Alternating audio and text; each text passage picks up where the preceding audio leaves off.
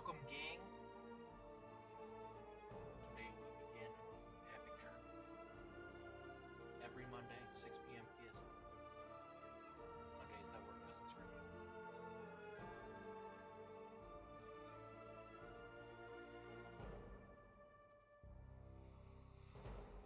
This is session 1. We'll hop into the chat in a little bit. Give everybody a second to roll on over there.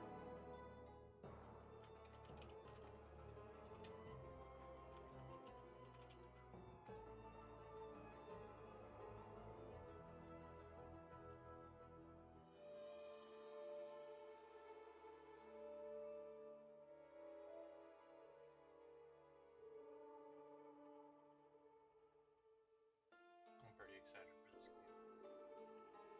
Lots of stuff planned. I also happen to voice is quiet. Really?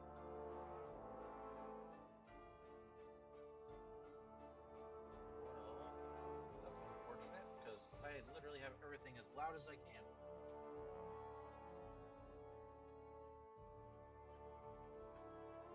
Maybe you could try turning your stream up, see if that works.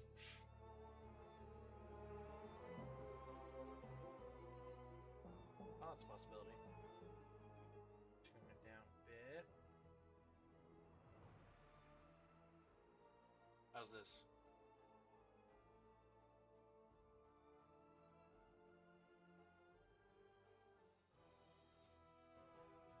Oh, I also rearranged my mic too. Put it a little face forward. Yeah, I also have to use the software to mute background noise, so it mutes my voice a bit too, because I got a busy road over here, so. Lots of zoomers.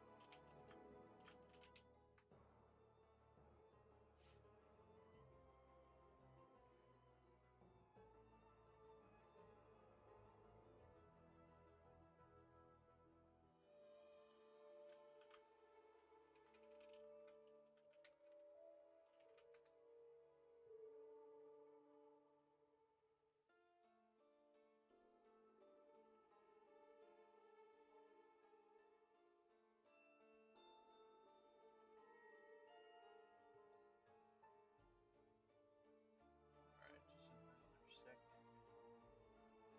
Pop in.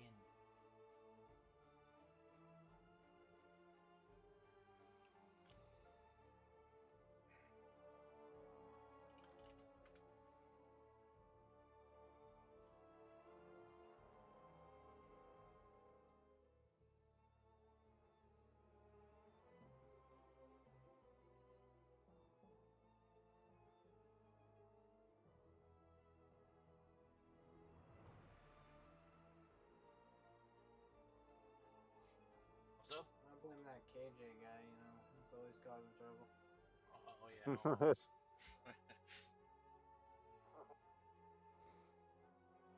What's up? Yo, I get 3 cantrips and 5 first level spells. Yeah, they lowered the amount that stuff that people get. You know how hard it was to decide the 3 cantrips I get? Like, that was actually fucking difficult. You usually don't have an issue. Alright, well.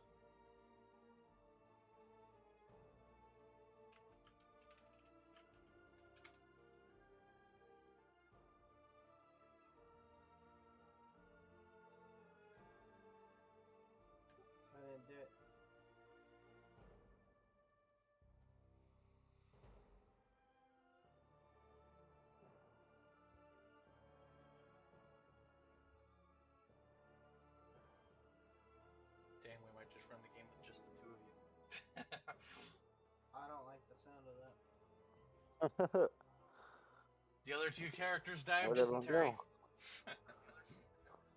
That was fast.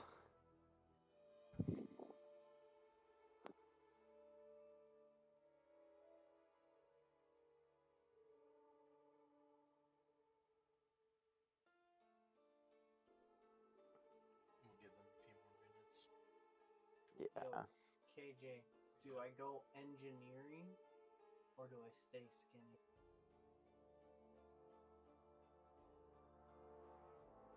These are the questions I gotta ask. I mean, if you're maxed level, just buy the skins. World of Warcraft. So engineering it is. Yes, wow. Yeah. I'm playing a new main. I don't know how I feel about it, like at all. Are you playing classic or current? Current retail. Retail. That's right. That's what they call it. It's been a minute since I played. What do you think of the splash art? That's cool. Flash art? What? Yeah, if you look at On the stream. Twitch. Gosh damn it. Too much shit open right now.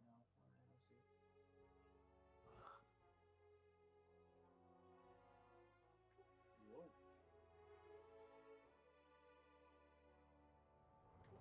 Can I be the dude in the middle? I'm the dude on the left. Like the middle, the one kind of like raised. The blue.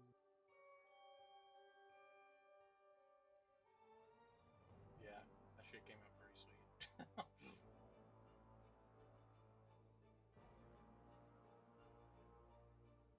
My mic's not echoing, is it? No. Okay, Oh wait, cool. now it is. Mm.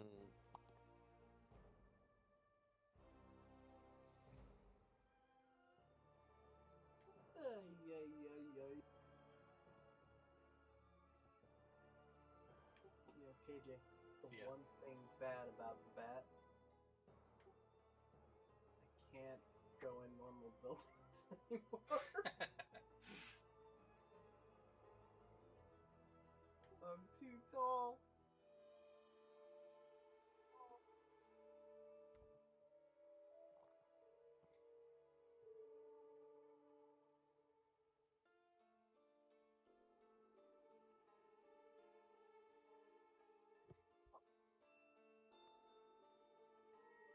Well, we're starting off strong in D&D terms with two of our players not showing up on time. Pretty classic D&D here.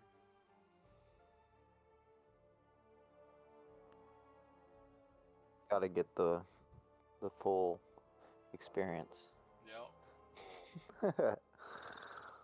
Yeah, so if you have any questions or anything that pop up while we're playing, feel free to ask. Like I said, I'm fairly knowledgeable in this game, so. Yeah, the only thing is I'm gonna judge you super hard.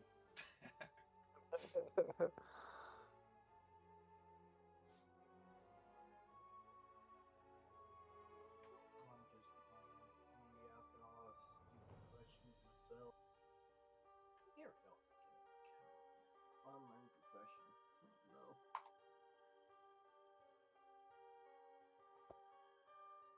It's done.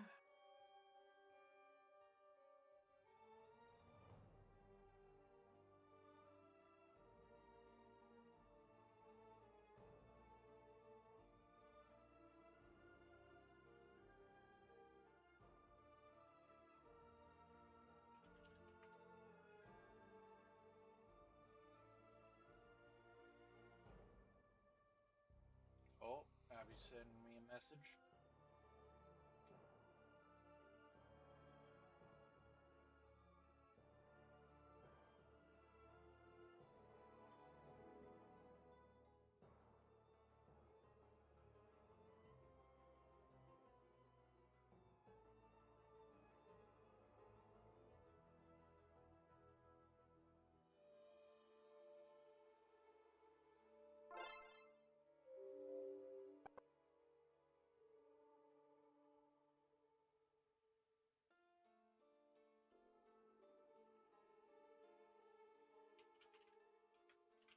Wait, so what happens if I hit launch game on D&D Beyond? Nothing, because we're not in.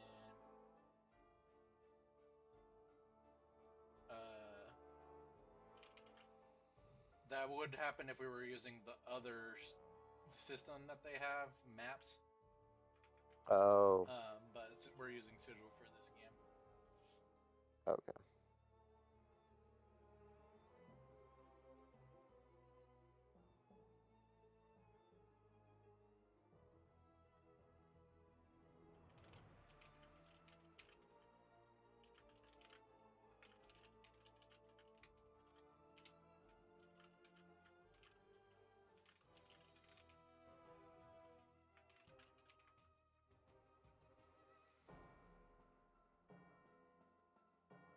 Alright, so looks like Abby was not able to get the day off.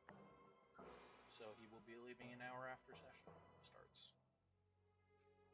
Or after he gets in here, I suppose.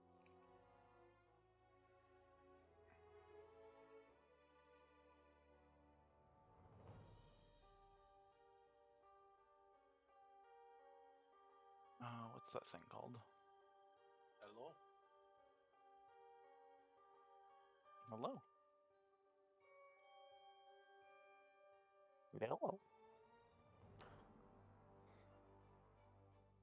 If you're looking for Sigil, it's called Dungeons and Dragons.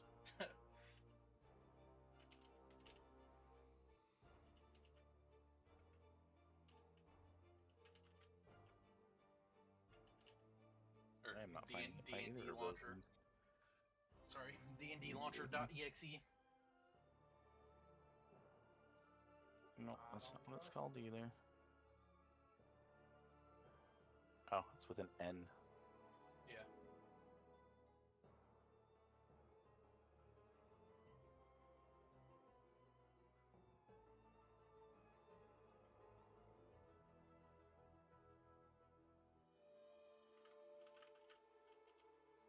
Dude, it's so funny. I slept through my alarm.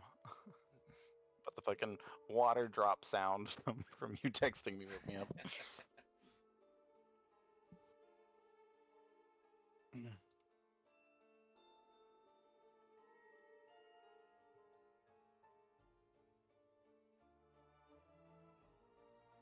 Did you already give out the code? I did. It's in the campaign link channel. Ah. Waiting on one more player, Abacus. Once he gets in here, we can start. He will have to take off an hour into session, though, but that's fine, because I don't expect us to get to the big meat and potatoes tonight, so...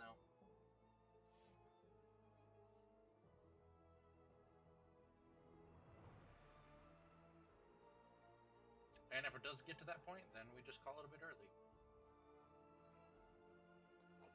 You know, I wonder what would happen if I tried to download it on my Xbox.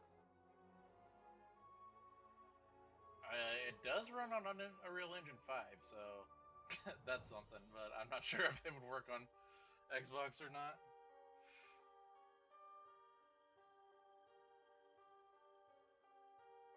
I am waiting for DM.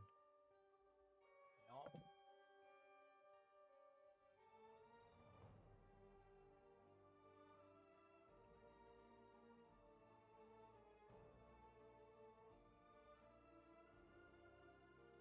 We'll give Abby 5 more minutes, and if he doesn't pop in, then we will just start.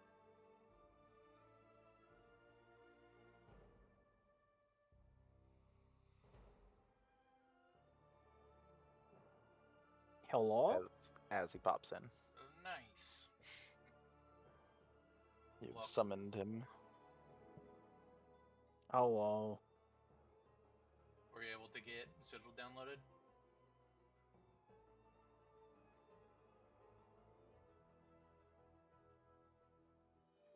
That's new.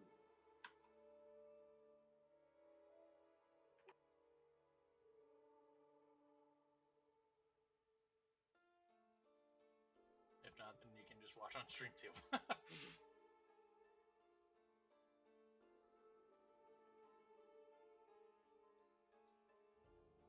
right. Well, since we have everybody here, um, we'll do just personal interest first since we live stream, and it's for the homie. I'm KJ Dungeon Master. Once I flip to the game time, you'll see my face.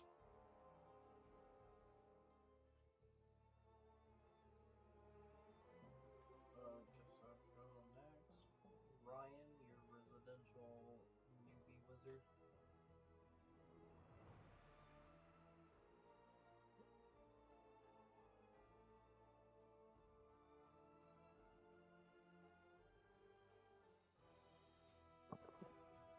Mouse.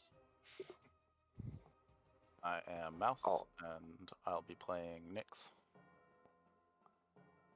the druid. I was sitting there talking, and then I realized I was muted. Classic. I'm Quinn. This is my first game.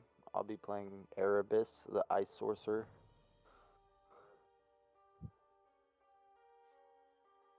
And that leaves Abacus.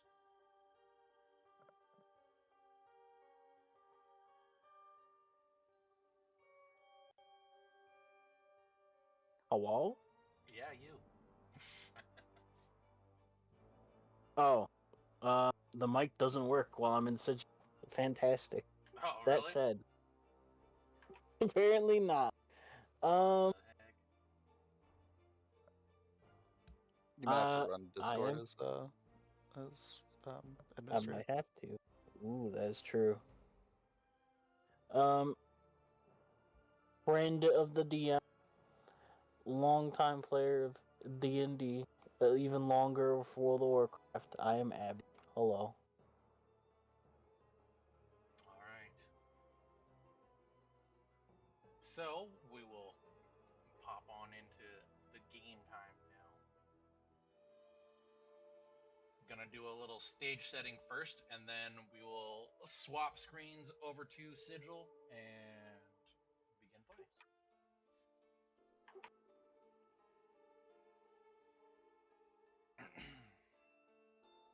Hollow Rest. A hollow shell of a once glorious city. The desiccated remnants of once beautiful cathedrals make up the majority of this place. In the center lies the Veilspire, a monolithic monument formed of ancient stone that once shone like the warmest of sunlight. Now a faded relic of a bygone era, a time of gods and celestials.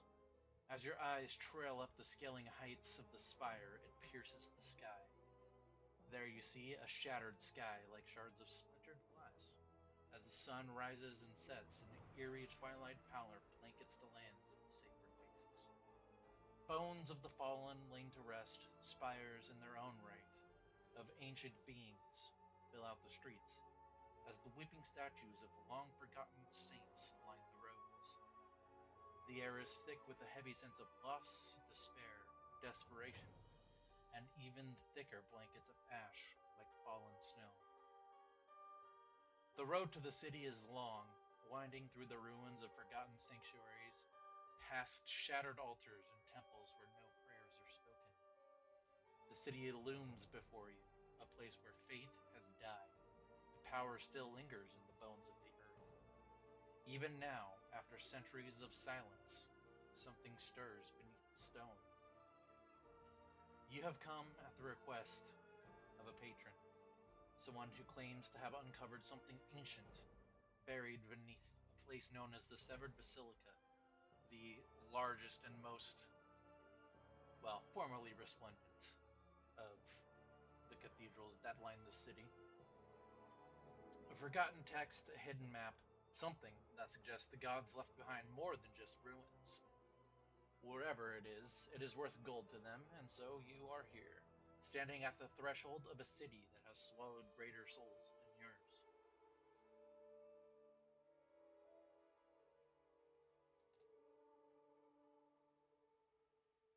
And gonna hit confirm on the game now, so y'all should be able to pop in soon.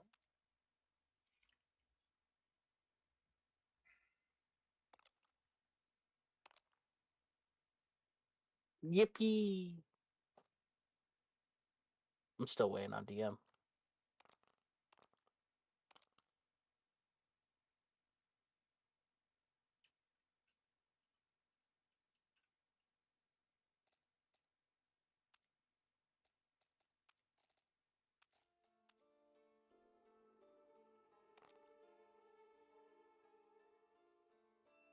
Is everybody able to get in?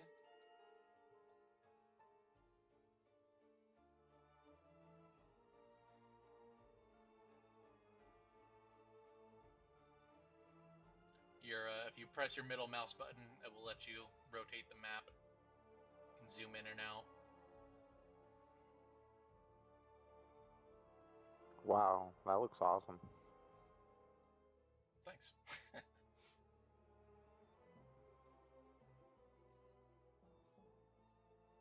Still lots of Alright, so stuff. you can't to be hear done. me with it. Alright, let's Oh, go.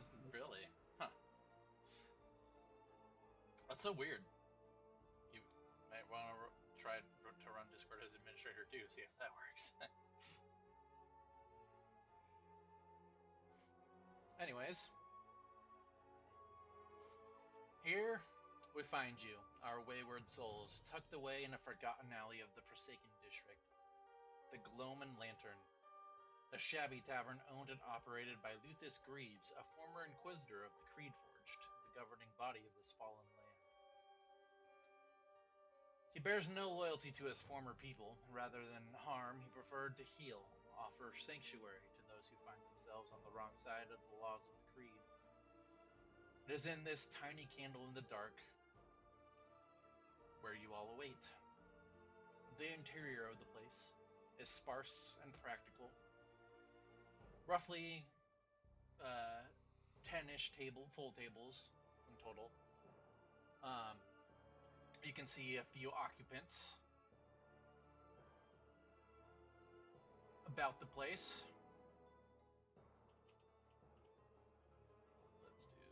There we go.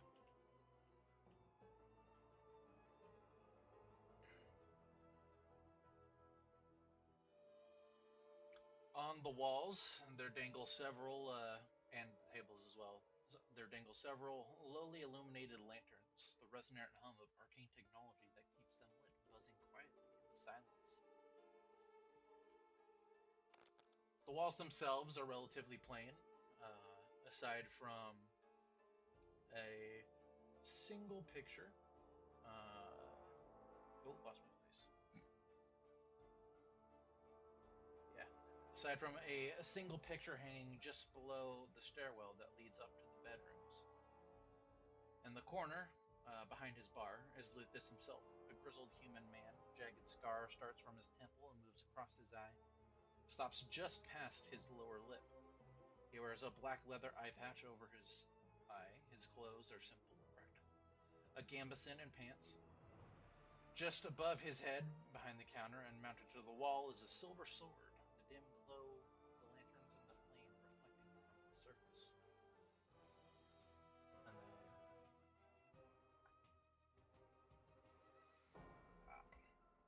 there's the man himself.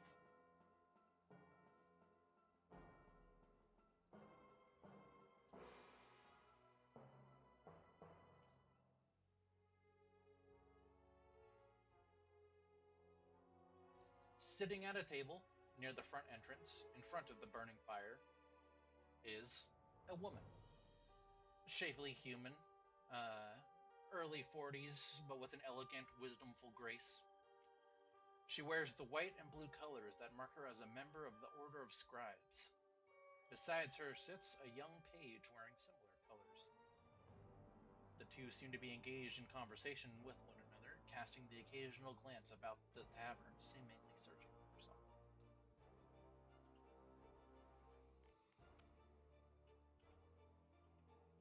If you would go ahead and describe yourself first, Calum. That's me! Alright, let me see, doing this shit. Let's see here. This is you right here. If you click on him, you should be able to claim him as your own. Yeah, I've been playing with it, so I've been going back and forth while listening. Just trying to get a feel for it.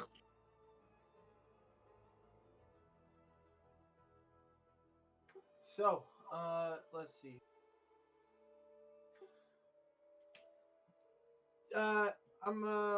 Calum is a young human. He is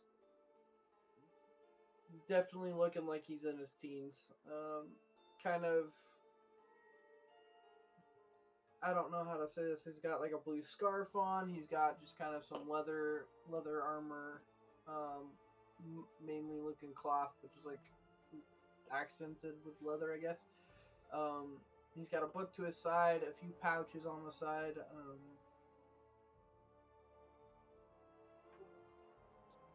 Definitely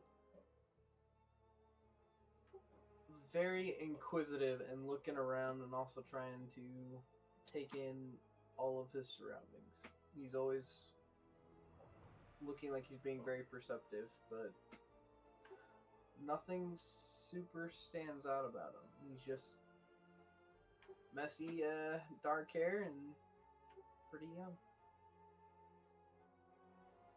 As you sit there on the table, you sit beside Alaris Valden, a scholarly woman from the Order of Scribes from the continent of Valtros, the Free Cities.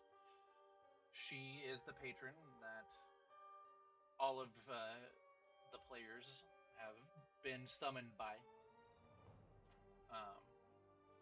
She's sitting turned towards you, Calum. Slight smile on her face. Well, at least the wait is almost over. I've been quite on edge, I'll admit.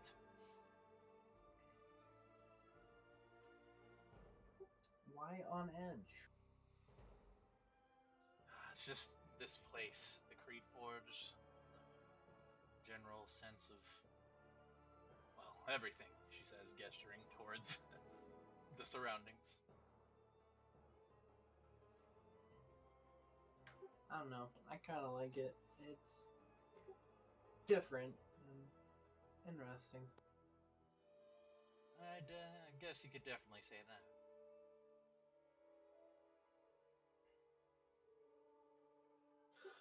So you say the wait's almost over? Yes, they should all be here within the hour, if they're not already here, she says as she casts another glance around the place. Can I make a perception check to see if I see anybody that I think she would be looking at to help her? She's not looking at anybody in particular. She's just general glance about the place. Gotcha. Well, I would like to keep an eye out for anybody she might be looking for. Alright. There are a number of individuals within the tavern. You can see an orc. You can see a few dwarves sitting beside one another at the bar. You see one man sitting by himself on the far end, left end of the bar. There are two women sitting behind you, engaged in quiet conversation themselves. A pair of goblins, kind of rowdy, seem to be sharing their food amongst themselves.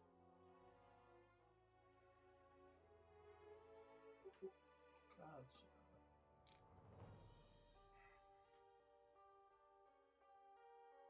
So I was just like looking at my my stuff real quick.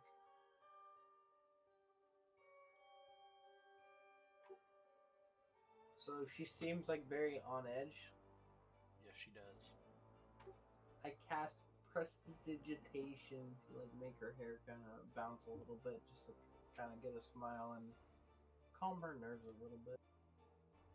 She does let out a very slight giggle and gives you a little pat on the shoulder.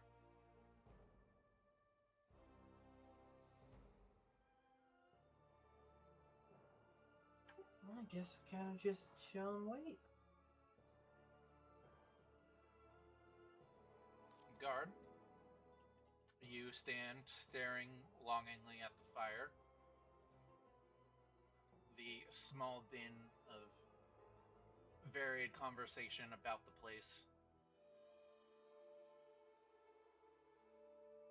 If you would go ahead and describe your character. You will, just as you mentioned the rowdy goblins, he will turn. And even though he seems to be whispering to himself, his voice is anything but low. It's sort of like bellowing, as if he wants the goblins to hear, and he goes, "Damn. Could ye be any louder?" We sure can, pal! And they both let out unison screams. Upon which Luthus says, "Shut up back there," and he throws a goblet at them.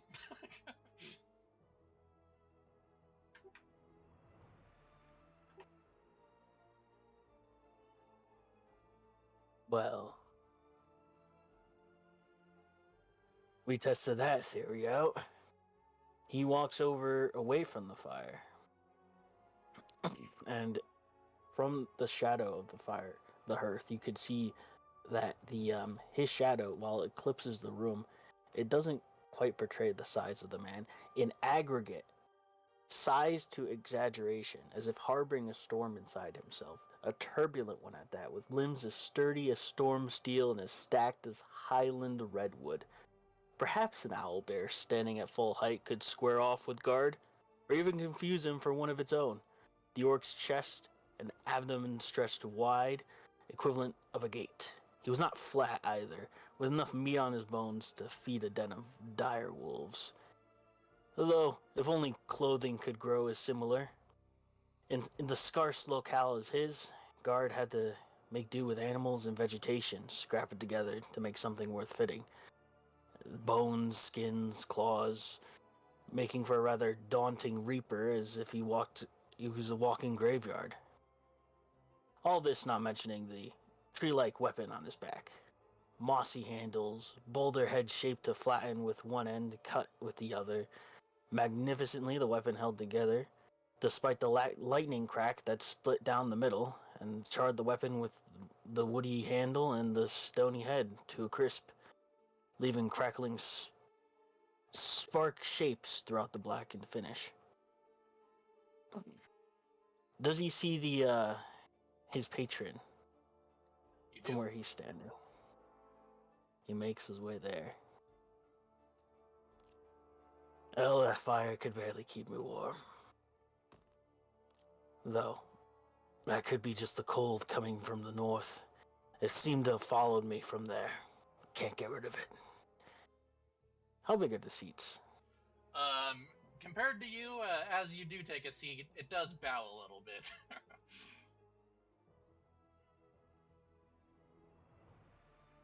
If I take this spot, he looks to Caleb? Was it? Callum. Callum? Yeah. He'll try to sit next to Callum. Be like, mind if I take this spot? Not at all. And he plants himself down there. As you do take a seat, Alaris, she kind of turns her gaze towards you. Hello there. I assume you're one of the individuals that I'm hiring for this particular expedition? You're damn right. Can't wait for it to start. She offers her hand below Caleb's face, towards you. And he just reaches out, grabs it, gives a firm shake, making sure not to squeeze too tight. You definitely have the strength that we could use in this expedition. I appreciate you coming out.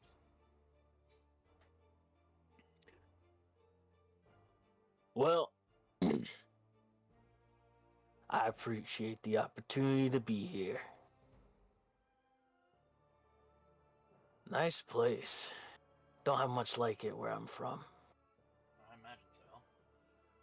And as far as taverns go, I'd say this is certainly on the nicer end for sure. This kind of gives her a side eye.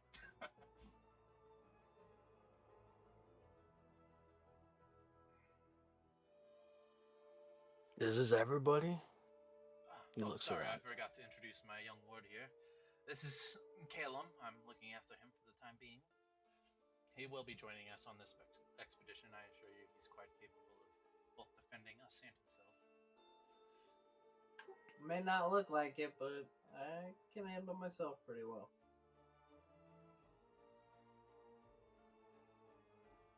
I've seen the smaller creatures take on the big ones easily enough. You never underestimate them. He gives Calum a big pat in the back. Whoosh. My chair moves.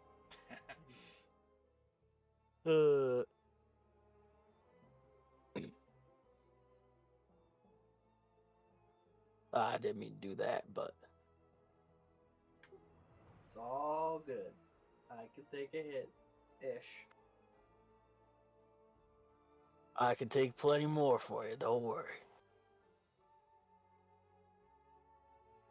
As the din of these three sort of fills the space of the tavern, Erebus, you off in the corner, you manage to gather bits and pieces of the ongoing conversation, turning your attention towards the group.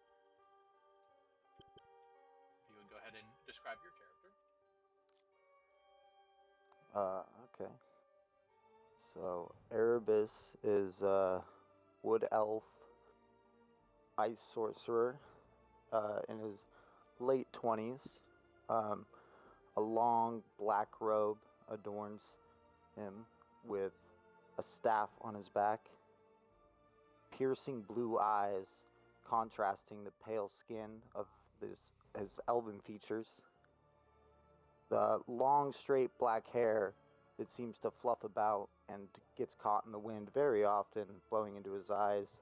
You can tell it frustrates him.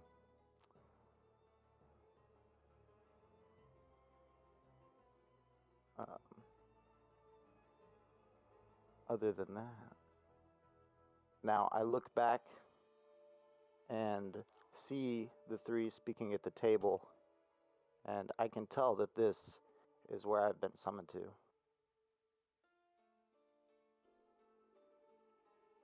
you make your way over there? Yeah. So I will approach the table slowly. These are not the droids you are looking for.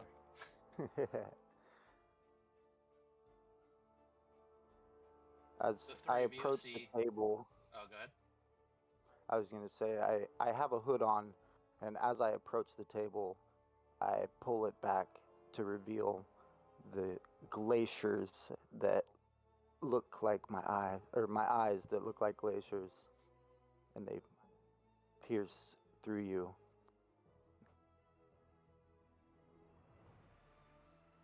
Alaris As- turns her attention towards you, giving you a slight nod.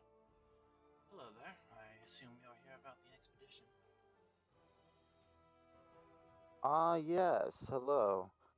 I assume that this is the place to be. It certainly is. My name is Alaris Valden, scholar of the Order of Scribes from the Free Cities of Valtros.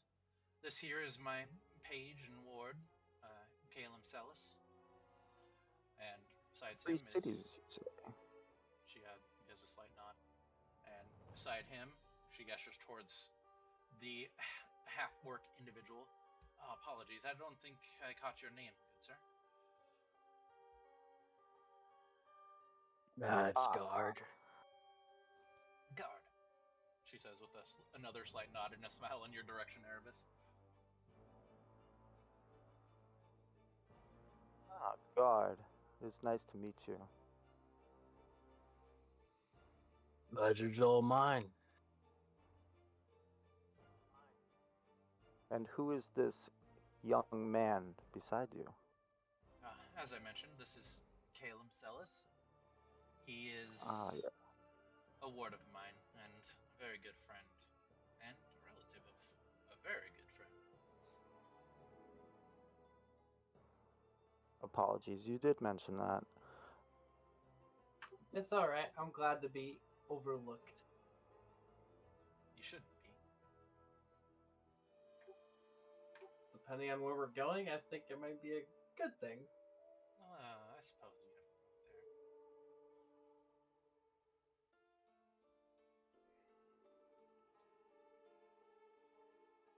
there. Well, there should be one more. Hopefully there should be coming through the door at any moment. Nyx, you waiting quietly in the dark during all of this. What are you up to? If you would go ahead and describe your character.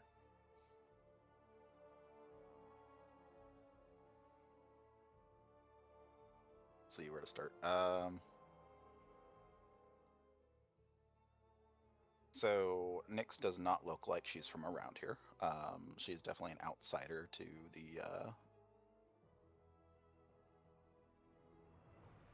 the sacred wastes in general.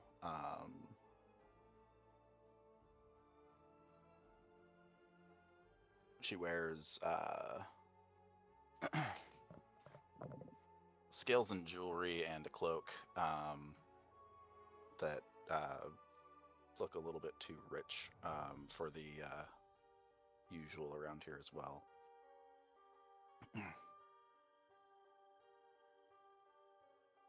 She's been scanning the room for the entire time, waiting for specific people to show up, already knowing who she's looking for.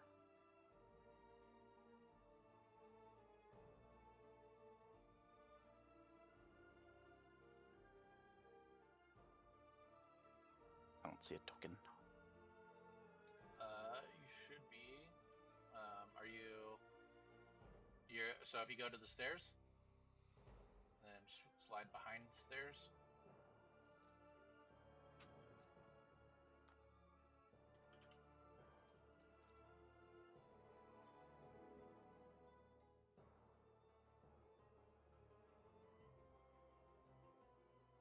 Find it? Yes. Alright.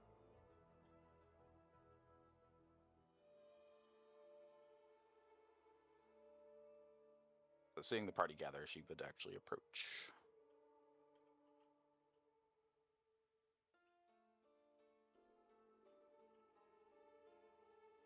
Change the direction they're facing. There we go.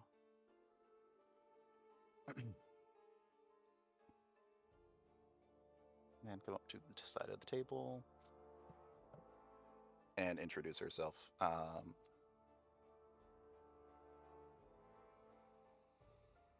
After a moment of silence, once everyone realizes that she's there, she says, I am Nit Reket Niken. Nyx, if you prefer. Pleasure to meet you, Nyx. Nice to meet Alaris. you. She offers her hand out towards you. She will not take the hand, and she will not shake the hand. Alright, not one for touch. No problem with that. As I mentioned, I'm Alaris. This is Kayla. Nice to meet you. I'll make a hugger out of you yet. Narrows her eyes at Kalen.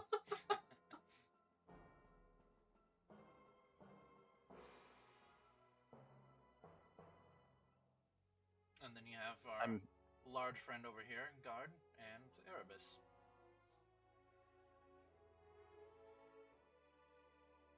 She'll pause just long enough for the silence to sit heavy between them all, and then say, I'm here for the same reason you are. Something old, something lost. Yes, I am well aware. She takes a glance around the inn. Now that we've all gathered, if you all wouldn't mind joining me, I have a private room upstairs. We can discuss our business there.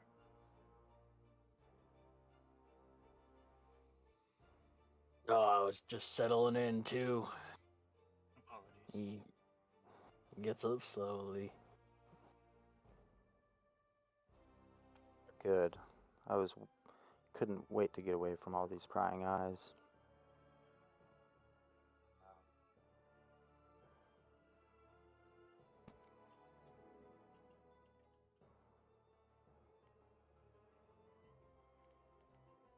I'm just gonna block the stairs here.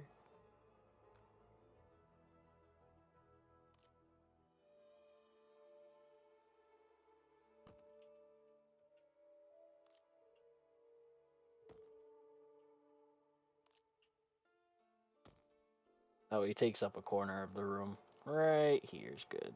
Right next to the bucket. I love the bucket. I claim this bucket as my own. I wouldn't stand there if I were you. Oh no. Oh. So that's what that corner's for.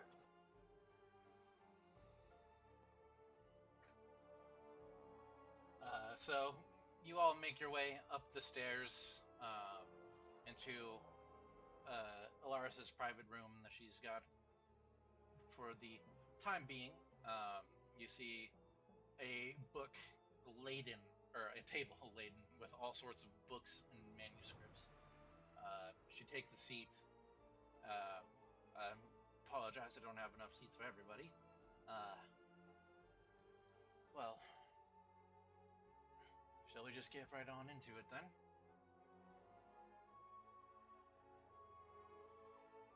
We're not gonna have to read, are we? I'll do all the reading for you, my friend.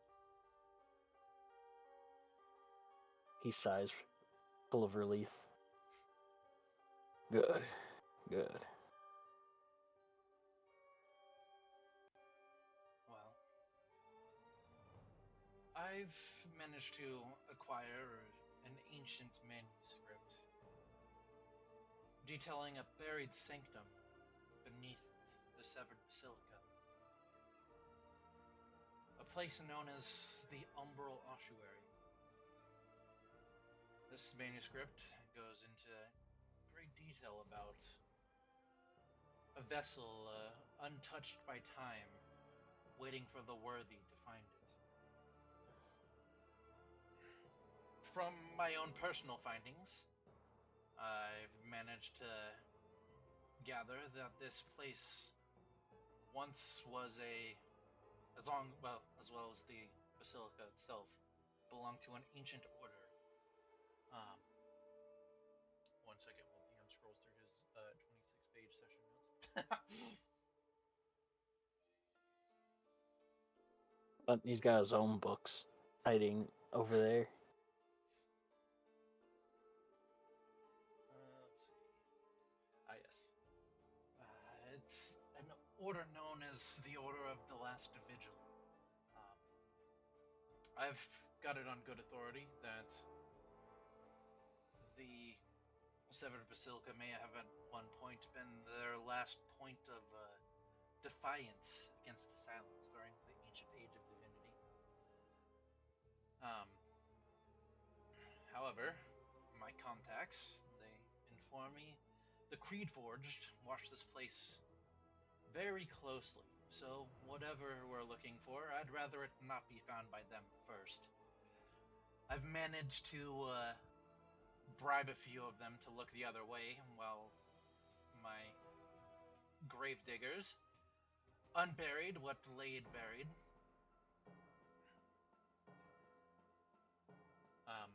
And as I mentioned, one moment.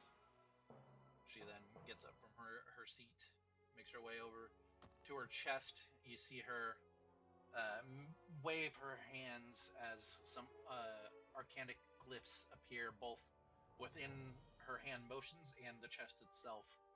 As the chest pops open of its own accord, she reaches in, pulls out a decently hefty sack.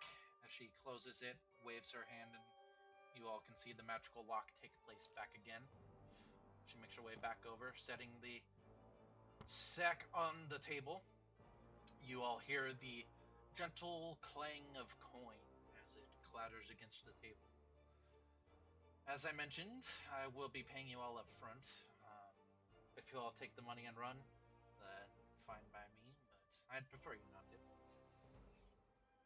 She then reaches in to the large sack and she pulls out 4 smaller sacks and she lays them all out on the table. 100 gold to all of you. You already know where this is going.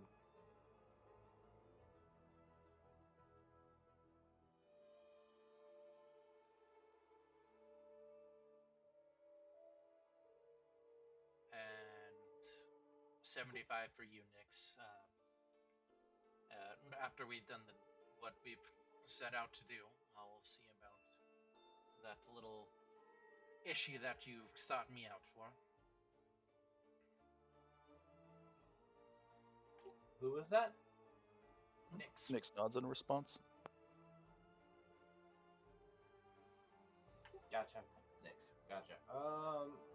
Okay, now, dumb question. Do I add the gold on D&D Beyond, or is there a way to do it in here? I would just add it on D&D Beyond. Unless you, I don't know if you can go into your inventory. Yeah, nah. Still a work in progress, Sigil. I'm sure they'll eventually have that functionality, but I would just add it on D&D Beyond. I just go to my inventory. Yeah. Sorry, I forgot. Inexperienced D&D Beyonder over here.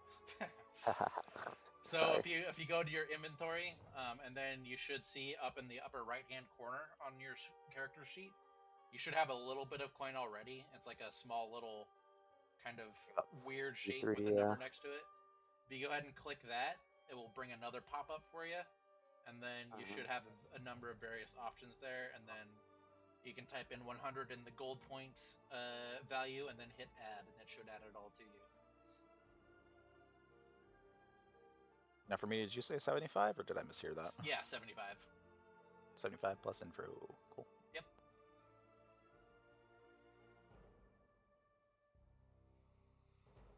Yep. Guard stashes the gold away, but he does say this ossuary hells, the names they come up with, these ancients, but whatever this place is called, our job is just to go down there, right? Go down there, guard me, aid in whatever endeavors may be down there, and as I also mentioned within our contract, another portion of your reward is the greater share of whatever treasure we may find below.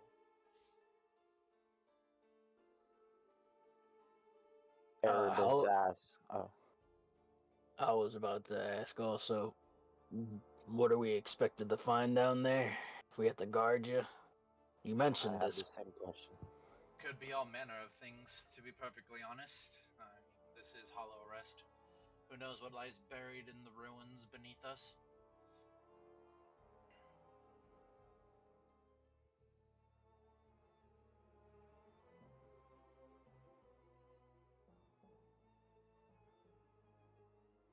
Well, as long as it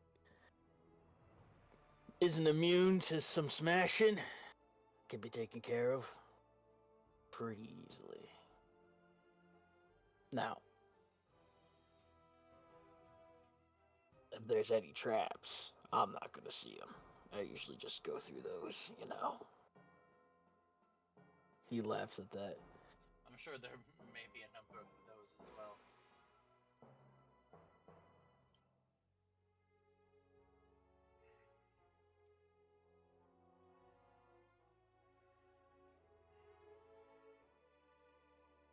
Well, did you all have any further questions for me? Are we all ready to head over there? Seems as though God had the same questions as I did. I will also be taking this gold and protecting you in any way that I can. Appreciate it.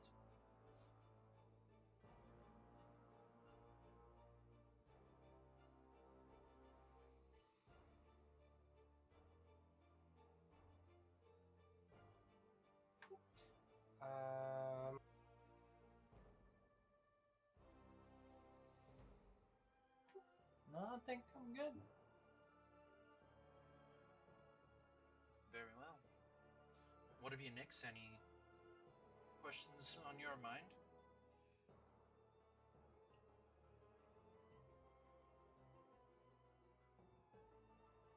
No, I am ready to leave. All right. Let us hit the pavement, as it were, then.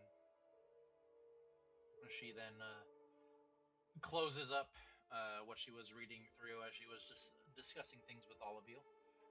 She makes her way back over to her chest. She unlocks it, places it in there, and then comes back. Alright, well, you all have everything you need then.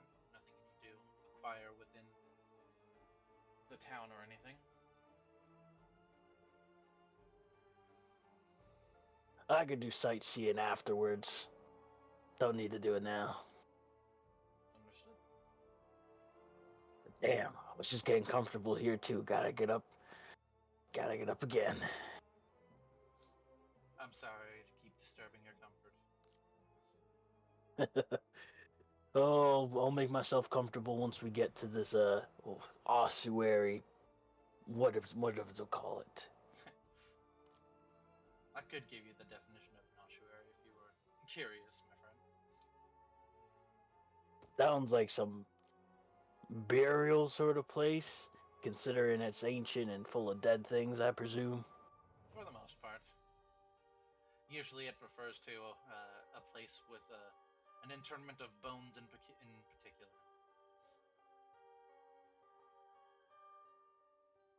particular. Great. Great use of context, my big friend. Well, what can I say? He just shrugs. Actually, I don't know what to say. Other than let's get the hell out of here.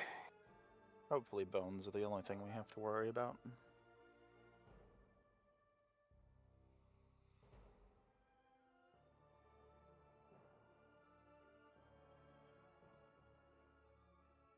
Looks around and says, if there are anything other things to worry about, got you guys, right? I don't have anything in that department of magic or divinity, so That's alright, buddy. If I can freeze him, you can smash him.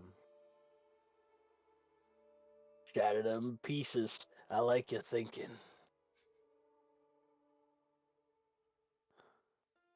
I have a good idea from now to time.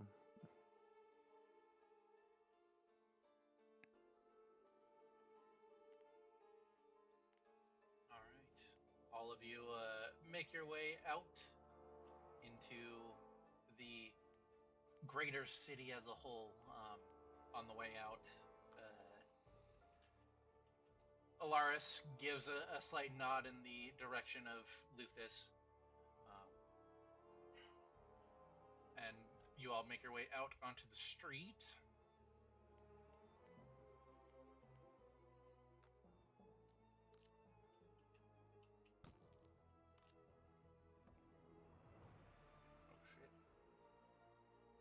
Oh shit. OSHA. I don't have anything for OSHA. We're done for. In a Erebus' world many got eaten. full of OSHA violations. Take me away. There you go. Return.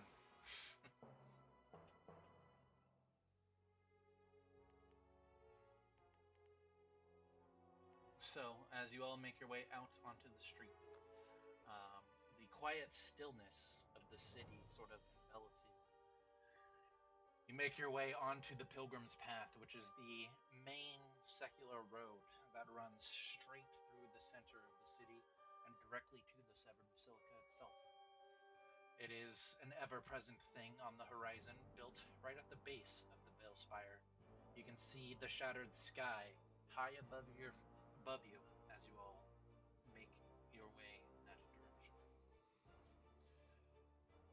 There isn't a lot of people on the streets.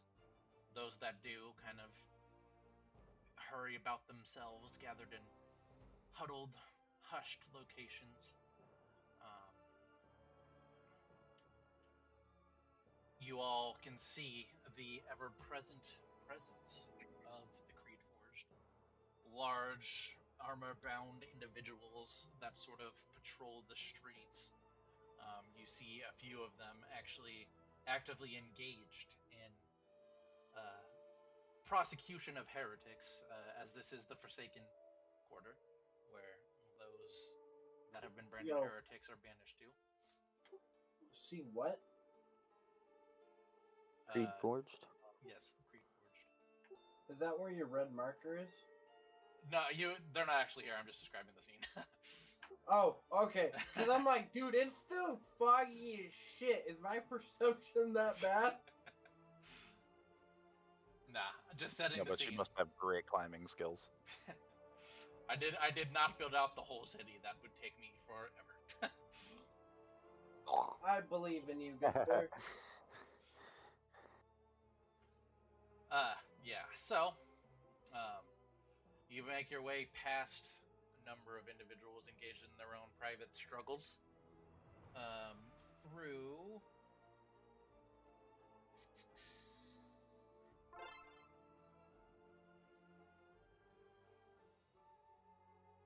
Through the Night Ward Market, where the largest throng of individuals is gathered. You see a number of stalls lining the streets. Most individuals behind them look extremely sketchy, peddling wares of divine nature upon which the Creed Forged are all ever presently watching over everything. In the center of the market is a singular large fountain, completely dried up with age, cracked in several places, overgrown with ivy. And you all continue on your way through it, bypassing the weeping statues that line the streets, the tears, liquid gold. As you manage to get closer to the Severed Basilica itself, you are able to take in the grander sight of it. Stark contrast to the city itself, despite its already sort of desolate presence. A very grandiose thing, several stories high. Not quite the heights of the Veil Spire, but imagine the size of the Roman Colosseum, and then stack another Roman Colosseum on top of it, and that's what you got as the size of this place. As Alaris had mentioned, as you approach the gates of the place, which are long since crushed in on themselves, scattered about on the ground, you do not see presence of Creed Forged here. You do see a few individuals in rags, their faces covered in dirt and soot, shovels and various other mining equipment in hand. Alaris will kind of give you all a moment, or ask you to wait for a moment, rather. She makes her way over towards this group, where she discusses something with them. She passes off another small sack of coin. They all give her a nod and go on their way. She quickly returns. Alright, well, that business is taken care of. You all ready to head in then? Those must be the Creed Forge you had talked about turning a blind eye. No, not those. Those are the diggers that I had hired. Ah.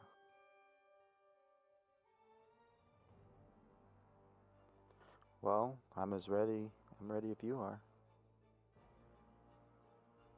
I just give a slight nod.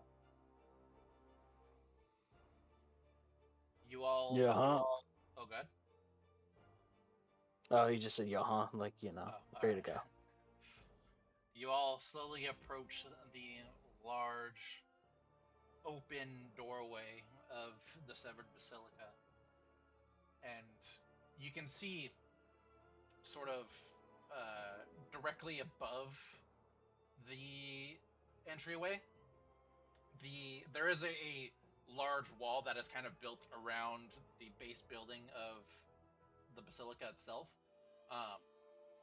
And atop the wall, atop the entryway that leads into the grounds of the basilica, there is a singular bell tower there with a rather large faded to time bell.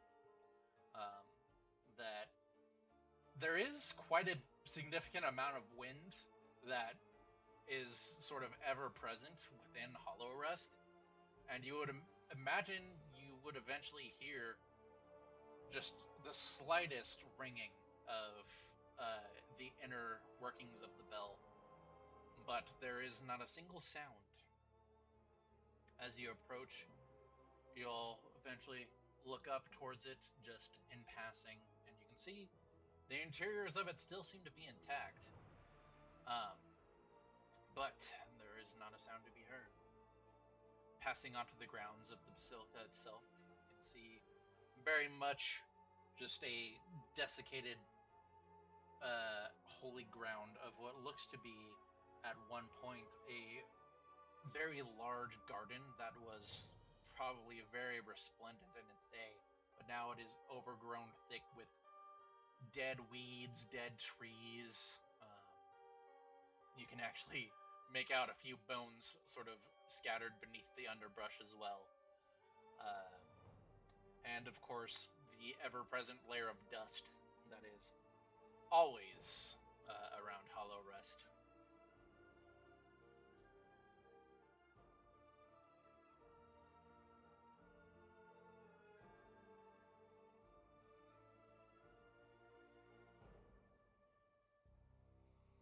Well, this place has seen better days.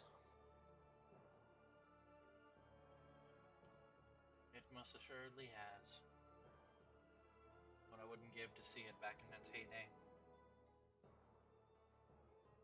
What happened here? What happened everywhere? The silence, the fall of the divinity. Man. Such destruction.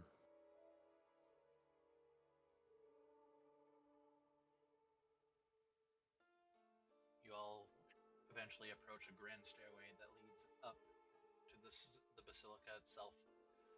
The pavement of the stairs also cracked and broken, overgrown with ivy and weed. As your footfalls make their way up, you see the very grandiose doorway that is no longer on its hinges. The large doors have been sort of knocked off, and they lay sort of scattered about the place. This place was long since picked clean by the relic hunters, but luckily, from what my diggers have told me, it doesn't seem that anybody set foot in Dashwari itself that we're headed to. I'm just looking around, trying to take all of it in as much as I can and trying to remember every detail I'm looking at.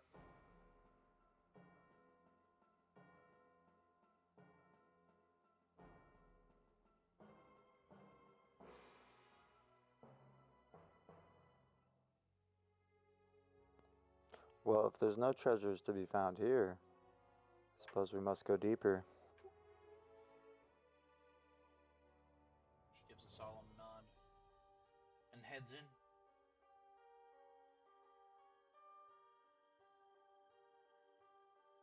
No, she's going first. All right. Yep. No. Yes. Yes, she's leading the way to the chamber that her diggers have uncovered. All right. Let's go. All right. Has the door already been opened? So, as you all make your way into the cathedral itself, you can see the similarly shattered remnants of long forgotten ages. Pillars crumpled in on themselves, portions of the ceiling collapsed. There is a long faded sort of what's that word?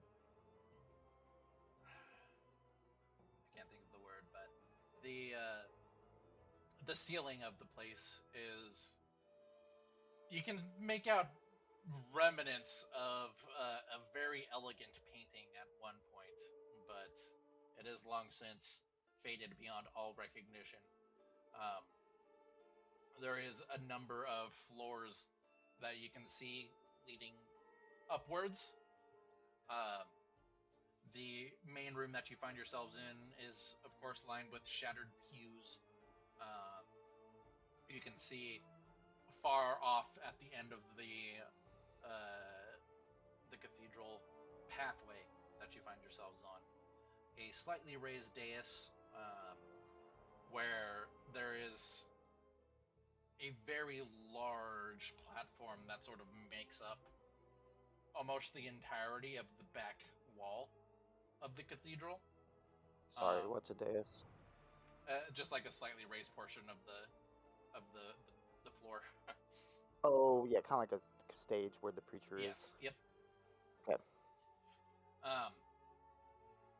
Yeah, as it seems significantly larger than any sort of human presence, humanoid presence may be able to fill. The walls are lined with a myriad of doorways. You can see stairs leading up, mostly cracked and broken. You can see the remnants of previous relic hunters sort of all over the place. You can see bits of rope dangling from higher points of the floors where they were used to climb up into inaccessible locations. You do see a number of dry, sort of rust brown colored stains across the floor here as well. Signs of previous battles long fought. As well as the remnants of those battles. Skeletons sort of line the floors of this place.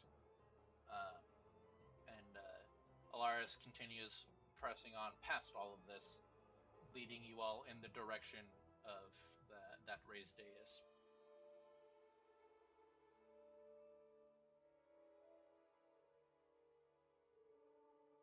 Do any of these bodies have any noticeably useful equipment?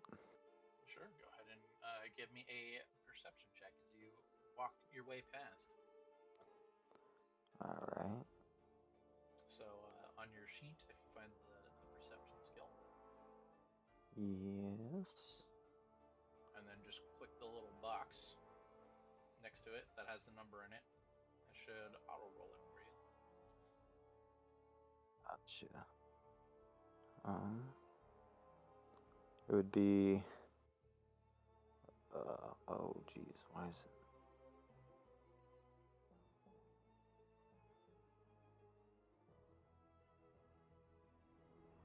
Sorry. I had to refresh the page. Okay, can you... perception, you said? Yep. Okay.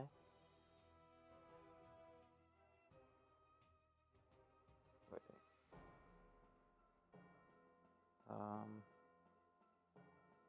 Sorry, I'm gonna do it on my computer. That would be much easier. Perception. There it is. Deception. Perception. Okay. 13 plus 4, 17. Alright. So, as the group makes their way in the direction that Alaris is leading, you keep your eye out on the fallen bodies around you. Most of what you're picking up on is long, disrepaired armor and weapons, sort of rusted with age. Frayed bits of leather and cloth. I will say you do manage to spot amongst the refuse. We'll go 5 gold coins. I will take those 5 gold coins. Alright. As you all approach the dais, Alaris makes her way left towards one of the open doorways that lead off into deeper parts of the basilica itself. It's gonna take a long, sort of winding path to get there. So if there is any sort of conversations that you all wish to have amongst yourselves while making your way in that direction, feel free to.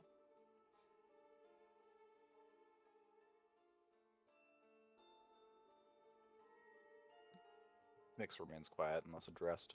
She doesn't like wasting words. The winding path, so like we're going down some stairs And up some stairs. and up the stairs. Okay, so it's okay. It really is that windy, huh?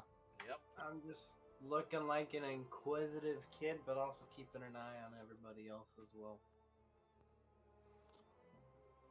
Oh man, all these stairs.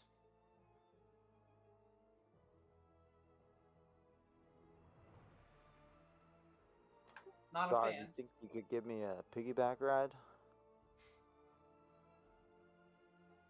I was about to ask, does anyone want to freaking be carried? Because there's a lot of stairs, but what was the need of so many stairs in the past, I wonder? To be perfectly honest, I'm sure most of them didn't actually use the stairs. They probably just floated wherever they wanted to go. Anyone else float? He looks around the room. Not yet. Maybe one day. Only a slow fall, and only when I have the correct scroll.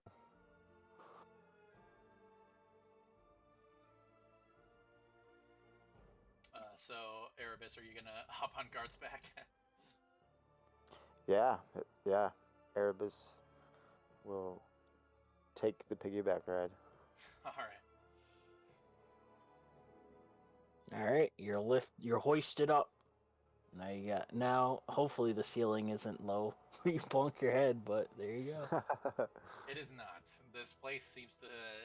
The size of this place seems like it was made for more giants than humans. My type of place.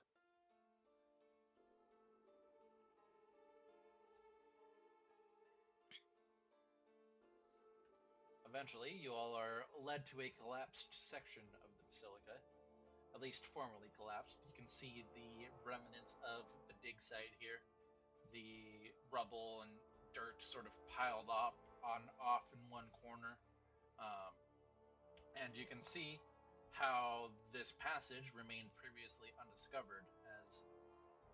As you approach it, you don't even really notice it until you're like almost right on it.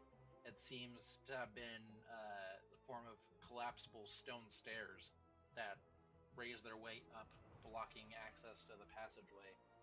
But they currently remain down and lead far off into darkness. Well, here we are.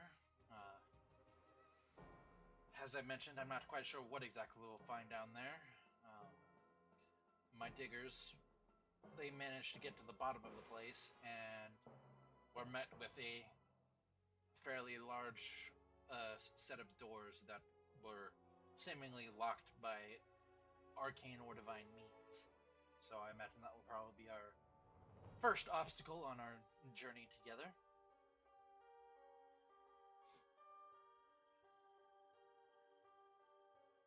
Doors.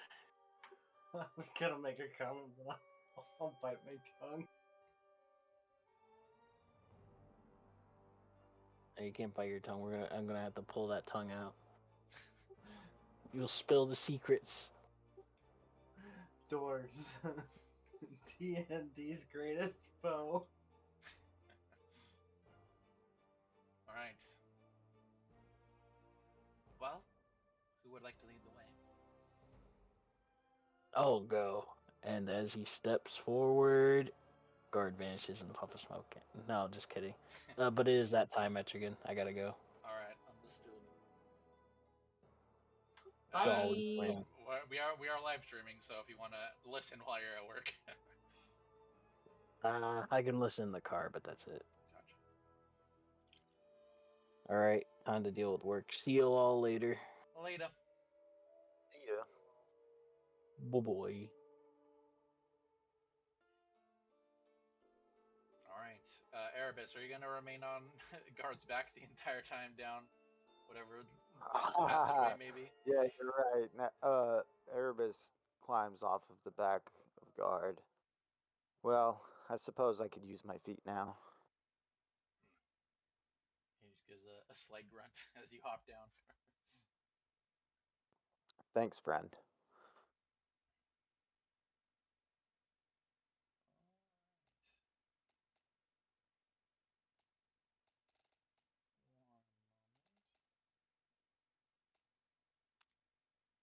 Sweet.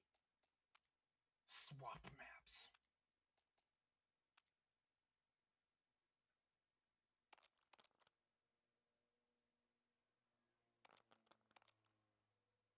Oh, god damn it. What the fuck? What's happening? Oh no!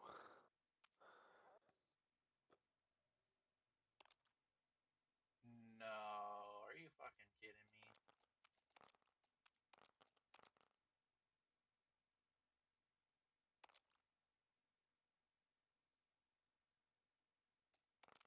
Oh my goodness, it friggin' overwrote my whole map. Wait, what? Yeah. Well, shit. There goes 4 hours that I'll no. never get back.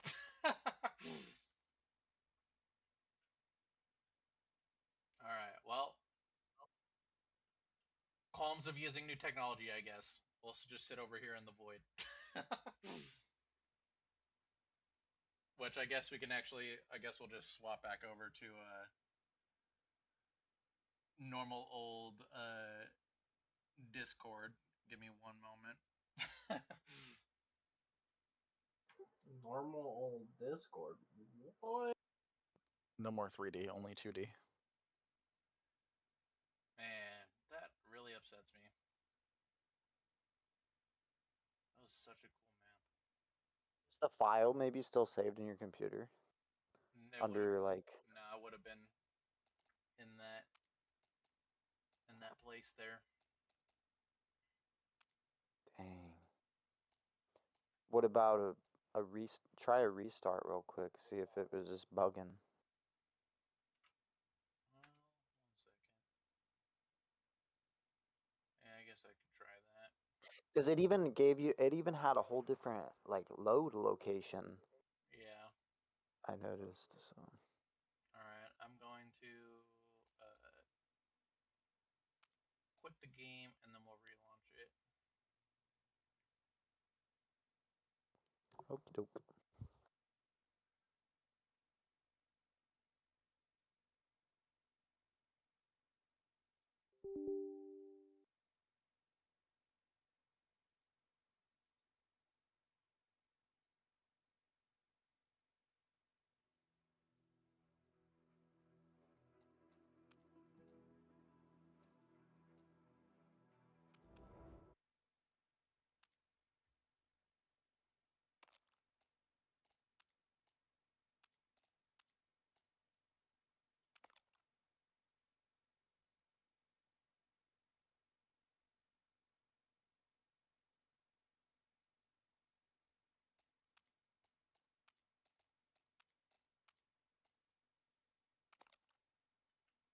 Yeah. Nope. It's buggered. Oh well.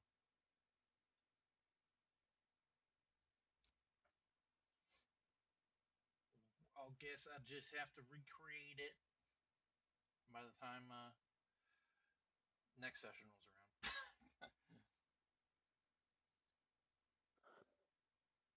That's unfortunate. Here, let me just cue up some music, and then we can sit here and stare at the pretty splash art, I guess.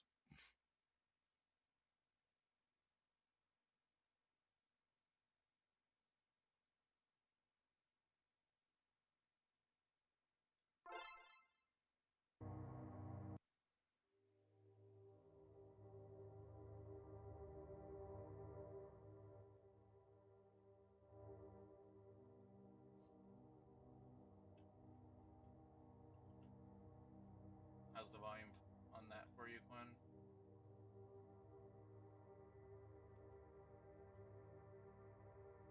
Yeah, it's good.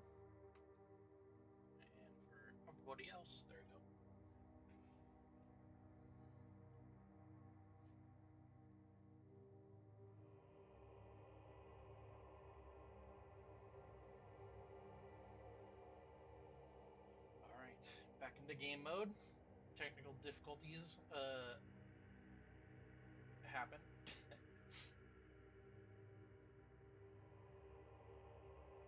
The descent is slow, the air growing thick with dust and the scent of old stone.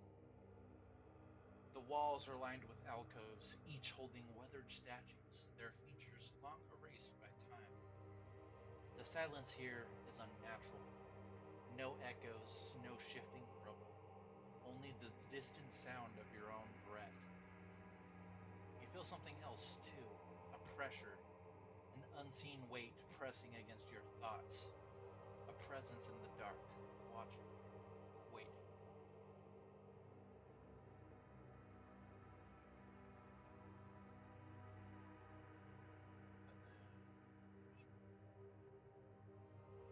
Do I feel this presence too? All of you do. Can I make like an insight or a perception check trying to figure out what it could possibly be? You want to insight check the darkness? Like if there's something, if I'm feeling a presence in there, like staring at me, yes. Alright, go for it.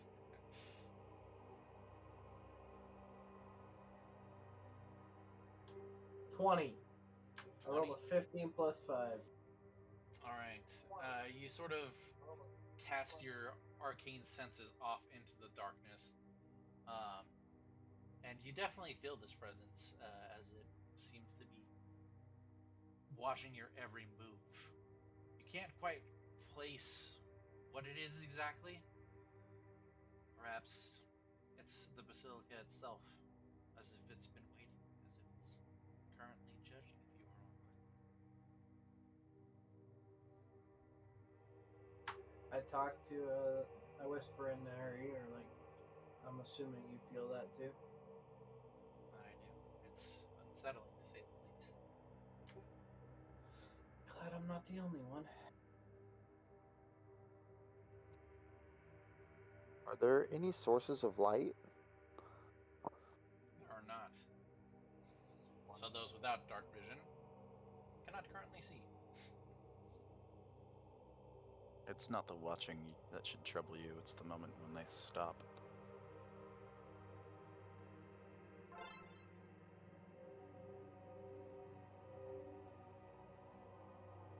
Yo, I have 2 of the same cantrips.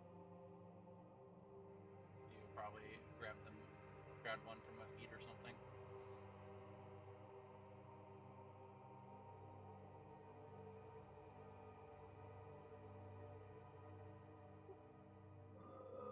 I was gonna see if I can start a fire or something to help us have some sort of light. Because I have a cantrip of control flames, but I don't think I can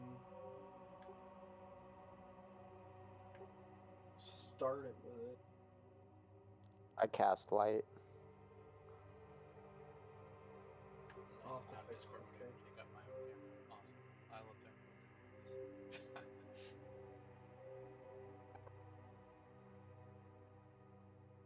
So Erebus, what are you casting light on? I cast light on Callum. All right. Callum, you feel Erebus give you a slap on the shoulder as your blue scarf that marks you of your order it illuminates. Whoa, I can see.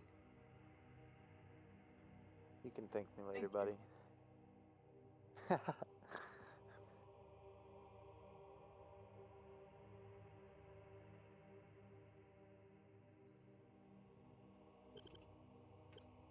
Well, since I don't have my stat blocks, her stat block really quickly.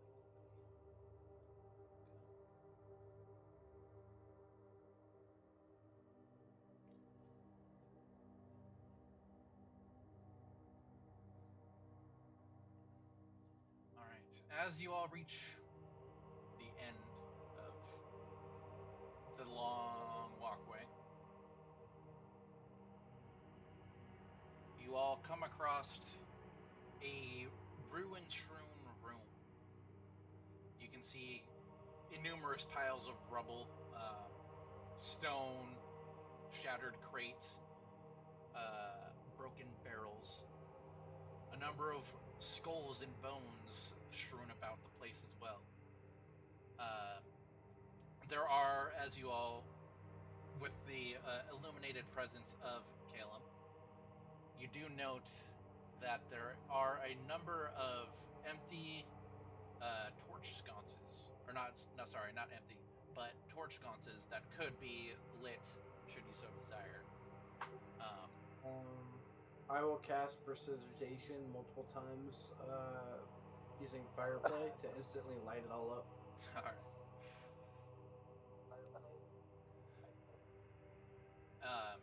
You precipitate fire? Is that what I just heard? Prestidigitation. Oh, okay. I thought No. it was just raining fire. Exactly. As the room is fully illuminated, you can see the walls are made very deliberately of carved stone, inlaid like brickwork. And you all are able to make out the very low, distinct sound, which is a welcome change compared to the silence of the long pathway that brought you down in here, of rushing water below your feet. Before you stands a large, 15-foot tall set of heavy oaken doors, upon which you were able to make out a number of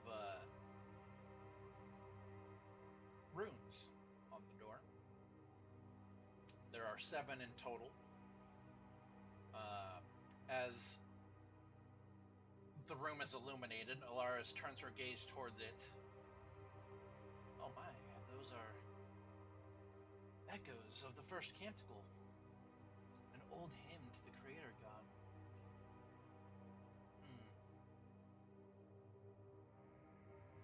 Perhaps she makes her way over towards the door, sort of passing all of you. Her wanton lust for knowledge taking her over in this moment. She approaches. She reaches her hand up towards the runes, and you see as she does, the door begins to sort of slightly illuminate with this sort of crackling blue arcane energy, and it follows her finger as she runs it up the door. She makes her way up towards the runes. You see her move around one, reaching to one up top, where she touches it. And as she does, there is a very low, sort of gentle tone that plays in the darkness. She kind of lets out a slight little giggle. Well, seems I was right. I look? Oh, go ahead. Can I look around as well and see if there's? She was saying that it was part of the. I can't remember what you said, but it was depictions of a certain thing happening. Is there any language or writing with it, or is it just different depictions? It's specifically arcane runes engraved on the door. As you take a look around the as you take a look around the room, you don't see anything else that matches their presence.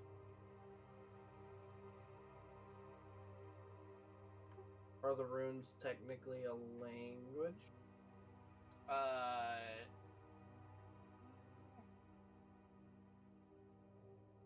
They are a language, yes. Would you like to attempt to read them? I was gonna say that. Yeah, I'd like to cast Comprehend Languages on myself and attempt to read them. Are you doing so as a ritual? Or are you going to use a spell slot for it? I will use a spell slot for it because I can't quickly ritual cast, and my curiosity's getting the better of me. Alright. So you let loose. Go. How does your spell look as you channel it? So, let's see here. I will grab my spell book and kind of open it, but then with my left hand, but on my right hand, I start changing and drawing a spell sigil in the middle of the air, and then I will just kind of like press it and then throw it at myself to where I can actually let it like envelop me, and then I will have like a slight glow or a hue to me to where I can actually understand and comprehend all languages. Alright. You finish the incantation and motion of enabling the spell upon yourself. And you turn your gaze towards it, and you are able to read it. However, it isn't actually words. It is specifically a series of musical notes.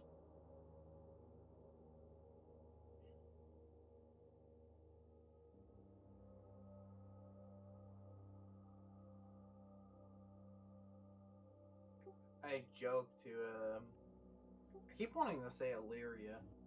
Alaris. Alaris. I joke to Alaris, time for you to start singing. I don't think we have to actually properly sing.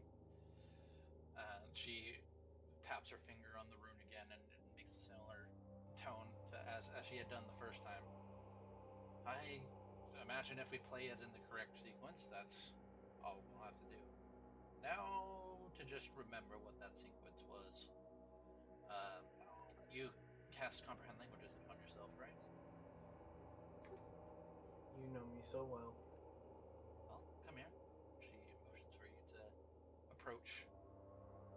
Guard will follow after you as you, I assume, make your way over there, Caleb.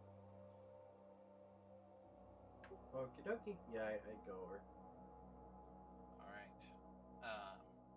As you get up there, she kind of takes a step back and motions for you to stand where she was previously stepping.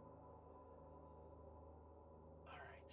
Well, this will be a bit of a concerted effort between ourselves.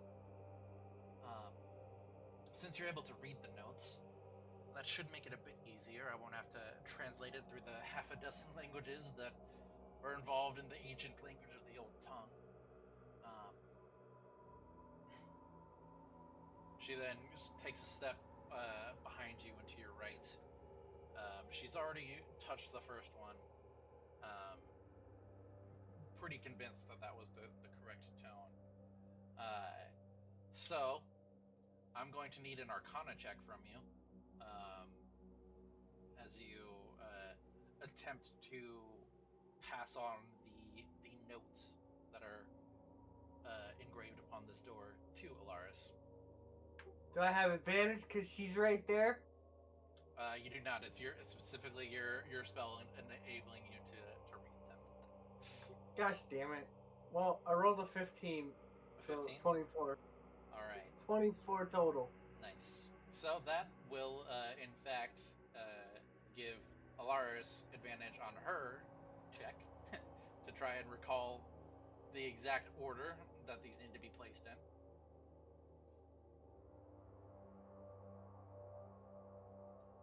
And I need to get my physical dice now since I can't use my freaking tabletop because my freaking dungeon got deleted.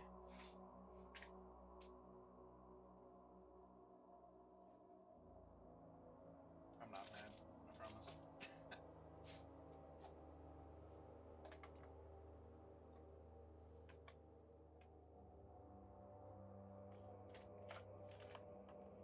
Got that set up there. Got my hefty sack of dice.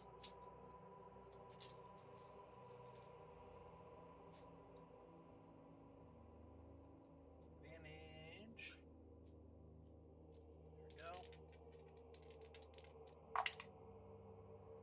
Alright. So, with her abilities, she gets a 15 to attempt to correctly guess the order in which these need to be pressed. And she manages to see her hands sort of begin very rapidly pressing the individual notes as the time passes on in silence, and it plays this very soft, sort of melodic tune that kind of resonates within the darkness. And you all feel this sort of innate sense of warmth overtake you as the melody is played.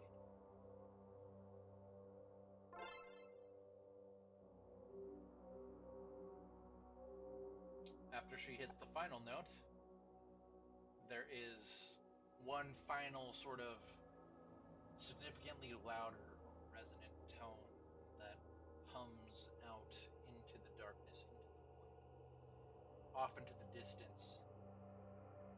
And you swear you hear on the other side of the door, far, far off, a singular tone that matches.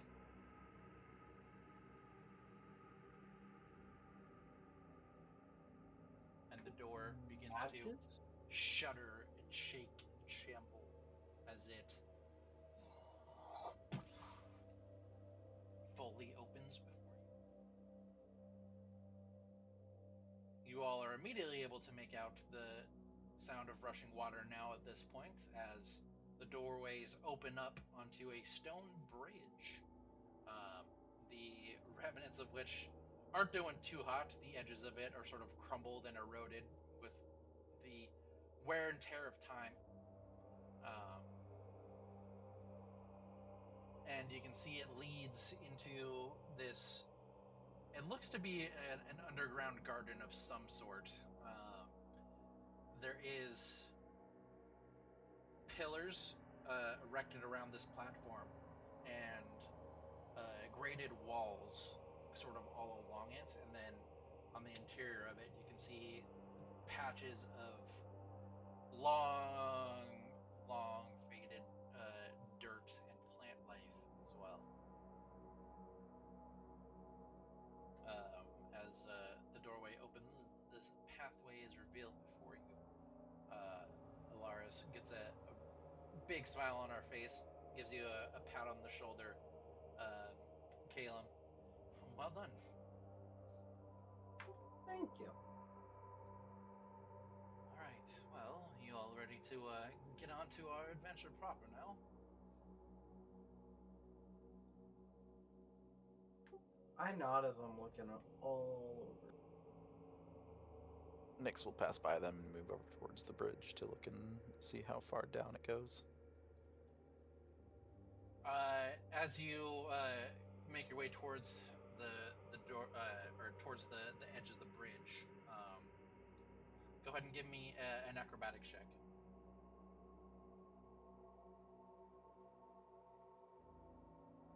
Hey, 5. 5, that's what you needed.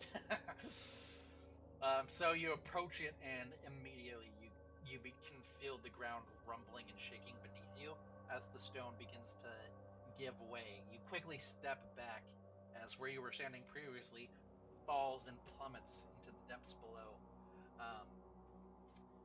You kind of take that moment to listen for when the stone hits. It doesn't take too long for it, so you imagine it's not extremely deep down there, but it is sort of past your immediate vision. Is when it hits, is it a solid thunk or does it fall into water? You do hear the splash of water as it crashes down there.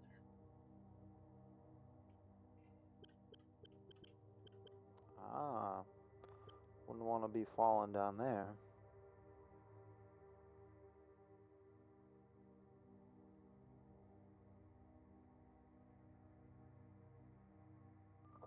Can I make the jump? This was just on the edge. The rest of the bridge is still fine, leading up into So the it garden. did not disturb our path. No. I see.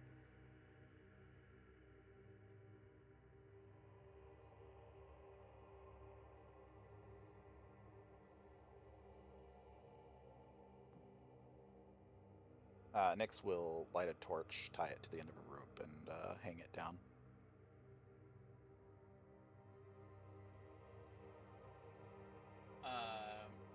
And you're lowering it down into the water? Not into the water, because the torch will Or- go out in the water. But Sorry, I mean in the direction of the water. yes, All just right. to see if there's anything down there, ledges or otherwise.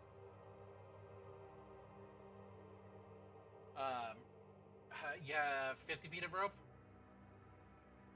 Yes, Okay. I believe so. I believe so. Alright. It just says rope. You lower your rope down with the torch tied to it. It takes a little bit as you're sort of slowly pacing yourself to get down there so you don't accidentally extinguish your torch in the water by moving too fast. It gets down probably like between 35 and 45 feet. As near the end there. But you can see, strangely, that where this bridge is built is the deeper part of the water, as it slowly sort of rises upwards and off in the direction deeper into the ossuary, as it seems to follow the length of the place. So you gather perhaps the source is further upwards.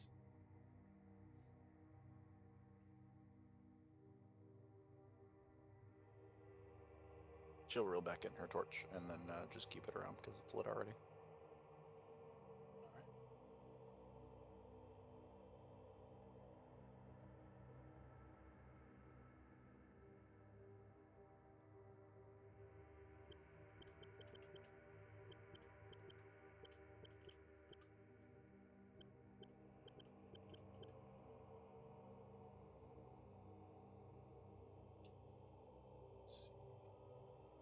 Let me see if I can get a quick. Got a question. How, with his torch the way it is, like, are we able to like clearly see in this area, or is it still kind of dim? Okay. Yeah, you're able to see. Okay. Let me see if I can get maps rolling real quick. See if that will work. See if I can find a decent map.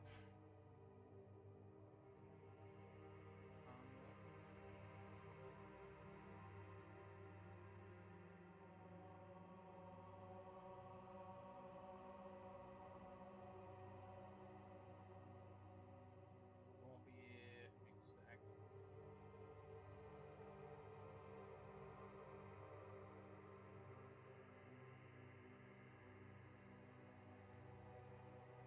You know what? I think I'll just get like a basic map so that we can have.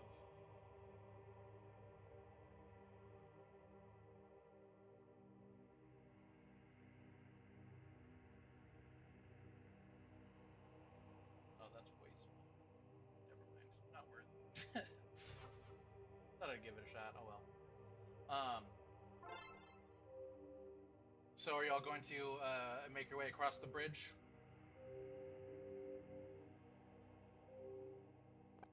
Yeah, Nyx will lead since she has the torch. Erebus will follow right behind her. All right, guard will follow behind G.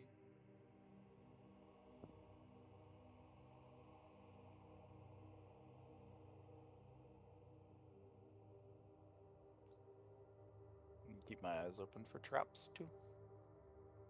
All right, go ahead and give me a perception check as you make your way across the bridge. We are not having a good day with rolls. 11. You don't pick up on any sort of like traps along the bridge, but you are able to make out a few more places where the stone is so eroded with the passage of time that a single step would cause it to collapse in on itself again. So, with you leading the way, you sort of point these out to everybody and allow for you all to make your way across it.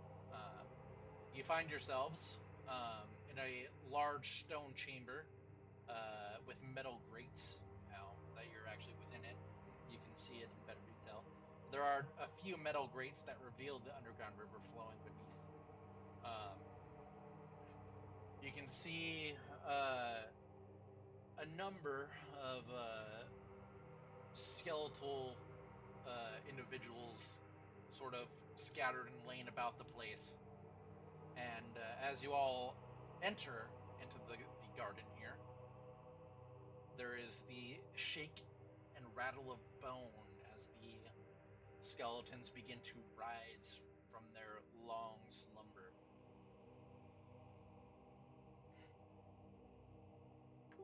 Ruh-roh.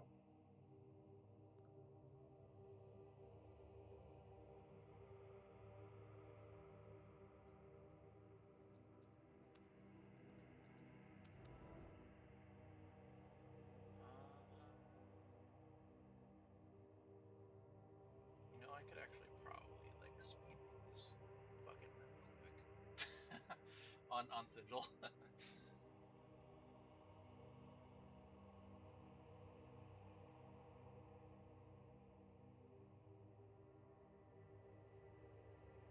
I'm gonna time you. Starting now. Still loading. Well, Alright, let's go into creative mode, scan all this shit, delete it into the void. Then we'll pop over here so I don't have to worry about deleting all the fucking minions. Then we draw these boys. Not those boys, those boys.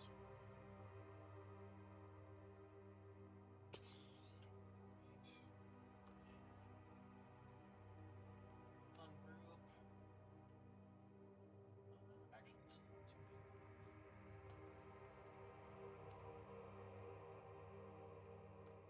Y'all can see it on the stream done in real time. Oh, actually, I'm gonna have to delete all these, otherwise it will roll them all in initiative. Oh, where did you link the Twitch somewhere? Yeah.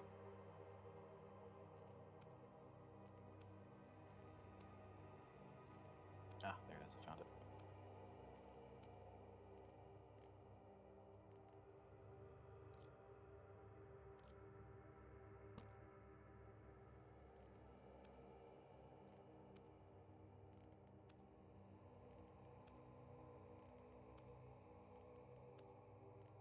Plus, this can pad the runtime out more too.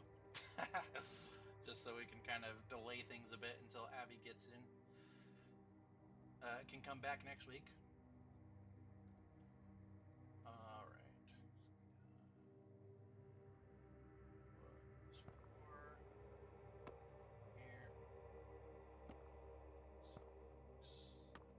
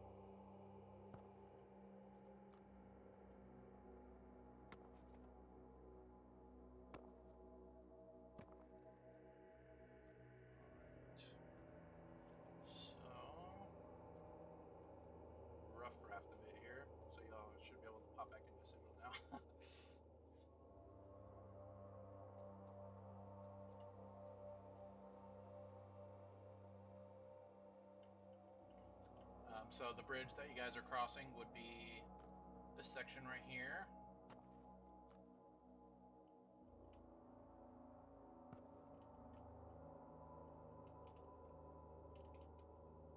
There we go.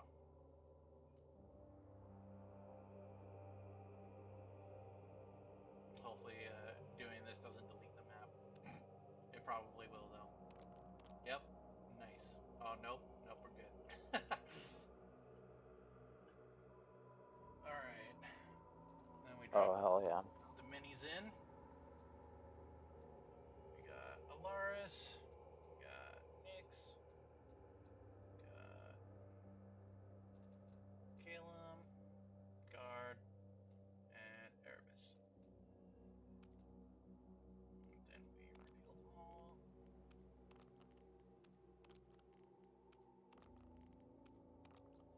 Alright, guess we're just gonna go live construction for the whole dungeon, guys. Live construction. Whatever's clever.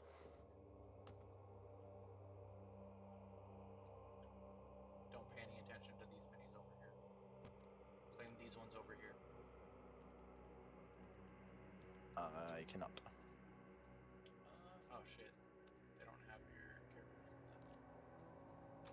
Never mind. Pay attention to the minis over here.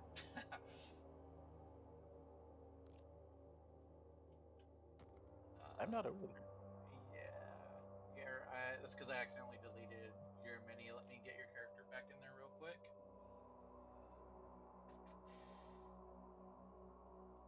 Campaigns. Nyx.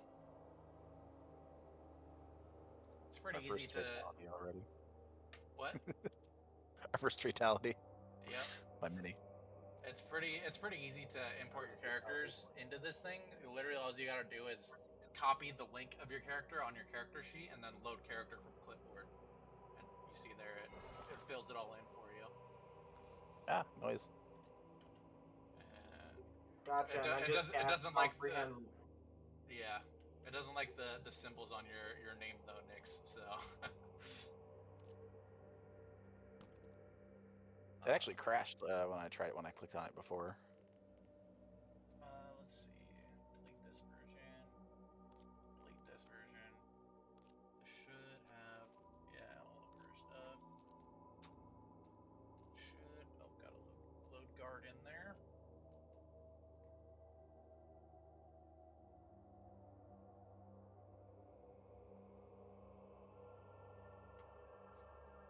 I still can't claim though. Yeah, so I gotta release the claim on it. There you go. Release me. You should be able to claim it now. That's missing one of my spells. It's missing a few of my spells. Yeah.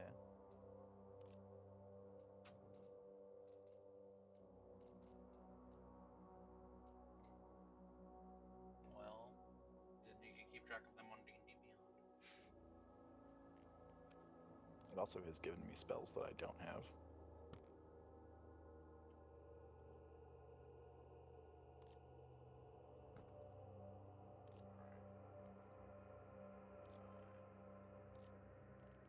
You are a druid, you have good berry. It doesn't matter what you actually select. Okay. So then we need our skellies.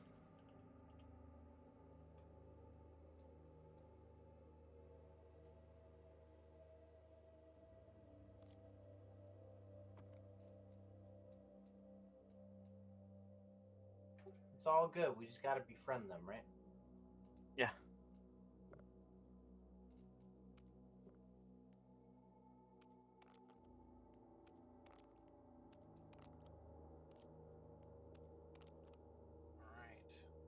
And so nothing seems to have woken them besides our presence.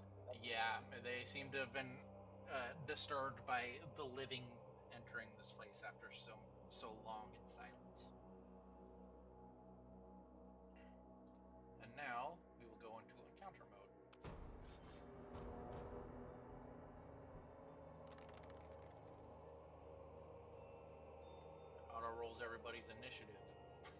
What the fuck? Why would I Whoa. get a freaking natural 20? That's fucked up. All right. Oh, I'm well, still rolling as per normal. I'm just gonna use the initiatives in here, man. No, that's what I'm saying. In here, I am rolling as Gotcha. per normal. Gotcha. All right, so we got this Skelly Archer up first. Let's see. This one seems to be wielding a bow, and as you all approach, he sort of lets out this very sort of angry, rattly screech, and you see that the eyes of all of these things, they sort of, the hollowed out portions of their eyes, they ignite in this red, sort of fiery, arcane flame.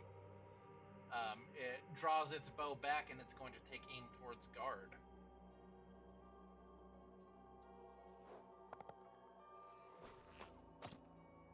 Alright. Guard takes a solid hit as the arrow flies forward and clatters into his chest. He lets out a little angry grunt, sort of rolling his shoulders a bit. But that is going to be it for that boy's turn. Kalen.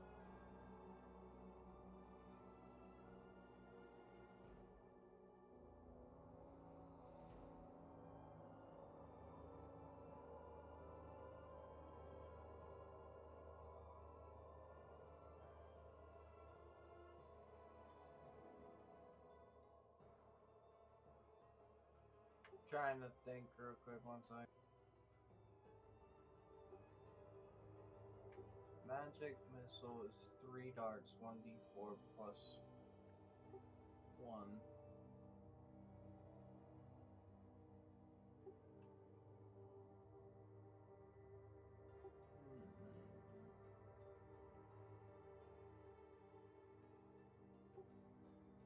I will.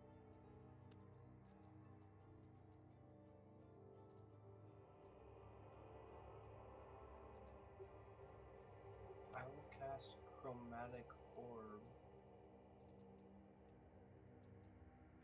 at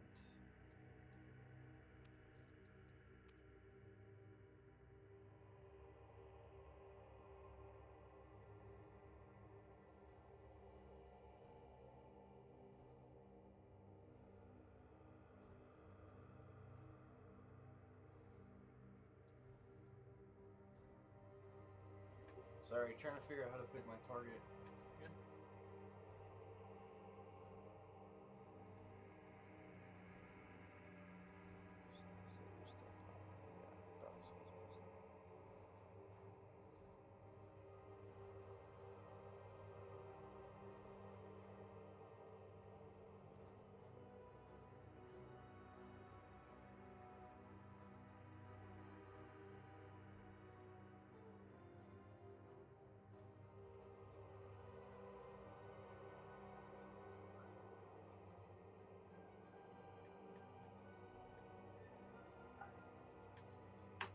Can you hear me? Yeah.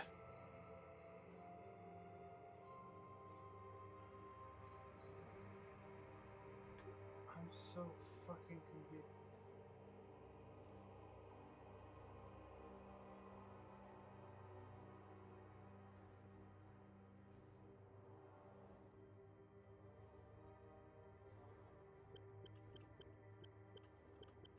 How do you figure out, like, how do I, like, pick my target?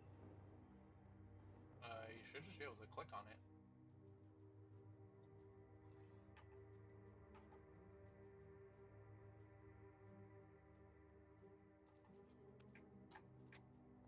Did I? This is driving me nuts having to click off the damn fucking thing. I guess I rolled a natural 1, but I didn't get to pick the target I was trying to aim at anyway, so I don't understand. Okay. Which one were you aiming towards? The back right one. I was trying to make sure I'm in range of it. On the right, there is a tape measure. You can press T.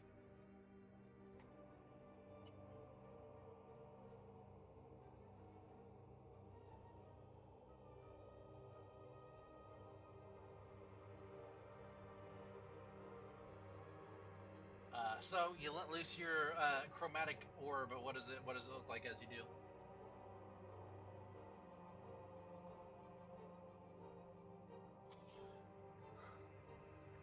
Well, looking around when we walked in here, is this actually like all like brush? Yes. Then I would have done fire right at the archer. Even if I missed it, I would be hoping to catch the stuff on fire. I'll mention that you're underground at the moment. Are you sure you want to do that?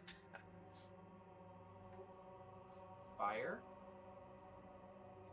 And smoke underground does not go very well. I have control flame, so once it's done, I can dissipate the bell and extinguish it. Okay. So you let loose your chromatic orb in the direction of the archer. It very swiftly moves out of the way of it. Its bones sort of contorting in an unnatural way as your orb crashes against the underbrush and begins to slowly ignite it.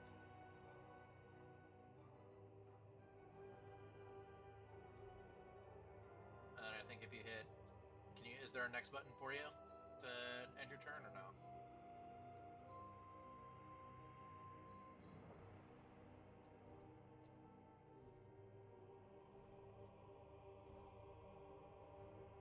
I need to fucking figure that out. The fact I can't talk is annoying as shit. Yeah, I'll look more into that too. I mean, it's the first time he's in this thing, so there's bound to be issues for everybody. So I'll check more into it too after we end.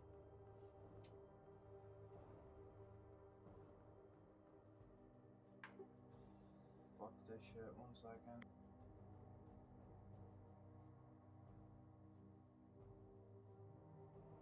Can you hear me now? Yep. Yeah, it's fucking one voice activated. Okay. So, me being a spellcaster, not knowing this, can I, since I threw the orb, saw that it missed, can I use my bonus action to double the size of the fire? To what? To double the size of the fire, Like how? using control flames. Does it say that control flames can be used as a bonus action? I don't know, because I don't have it on this thing. It doesn't show here at all. It doesn't show any of my cantrips except for Mage Hand and Prestidigitation. I don't think it can. Do you have just normal D&D Beyond open for all of your spells? No, I'll go do that right now. I guess I'll just end my turn, because that's all I would be able to do. Okay. Alright, we got this boy up next. He's gonna come charge right towards you, Erebus. A spear in hand, an angry rattle of bone and metal as it thrusts the spear forward.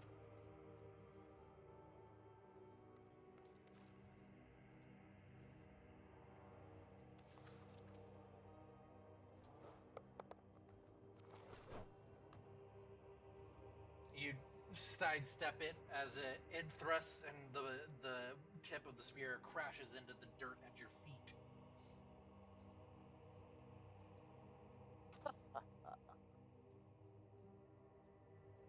Then we got this guy with the big old sword. He comes up over here, and he will use his action to move another 30 feet and come be right up engaged with these two using the dash action. That is it for his turn. Now it's Guard's turn.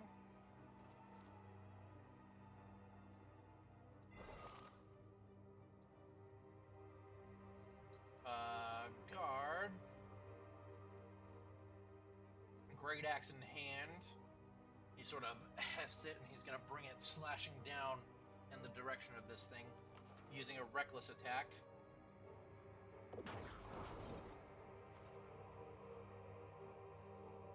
With his great axe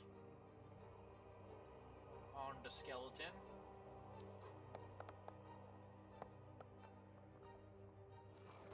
Double 19s. And with a single blow, he brings his blade and it carves directly into the skull of the skeleton as it slices down it, the skull fracturing and cracking below it as he gets directly into the rib cage, and it falls and shatters to pieces, defeated.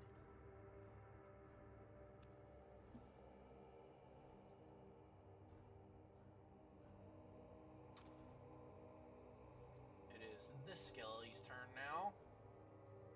He's gonna come on and engage with you again, Erebus. Spear in hand as well, using the momentum of his charge.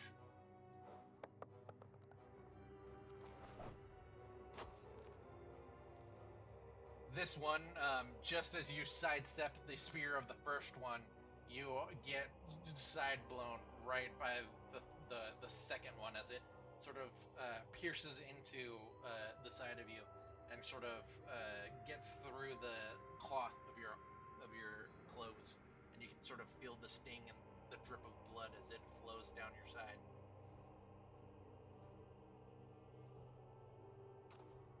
I let out a slight grunt, as that was quite painful. But, of course, they would have to gang up on me to take me out. Nyx, it is your turn. I don't see Erebus in the turn order. I'm last. I'm after you. Oh, okay. No, it's Alaris. Oh, yeah. Oh, it's because... Oh. It's because I did not claim him.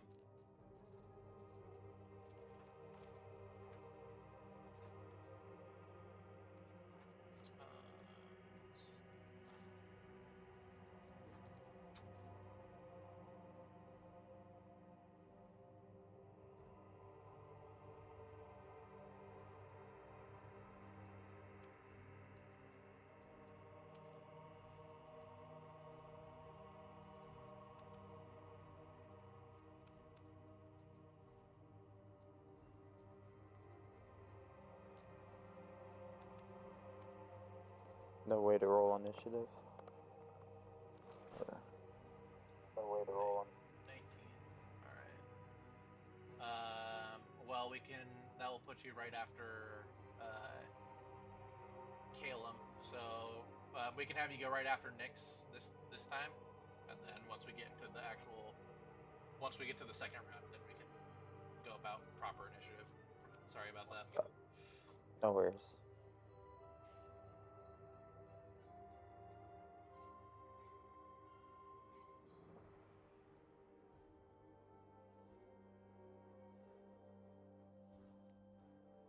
I will move up to that skeleton.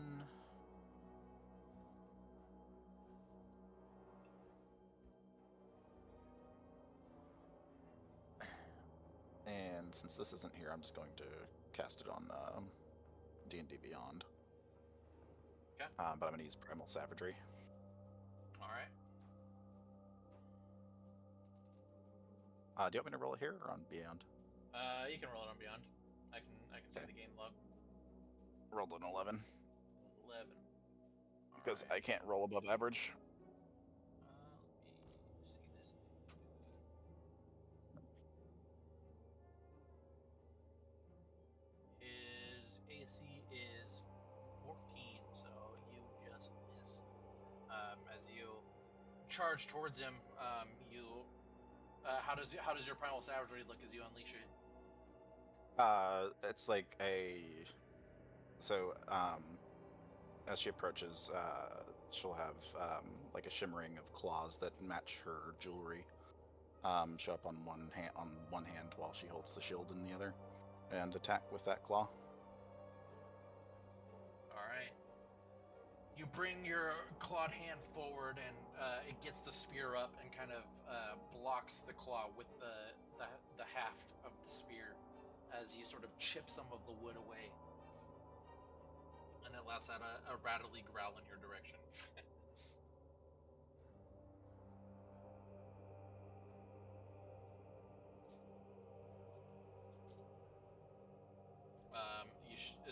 There should be a next button for you to hit if you're done with your turn. Okay. Alaris is up.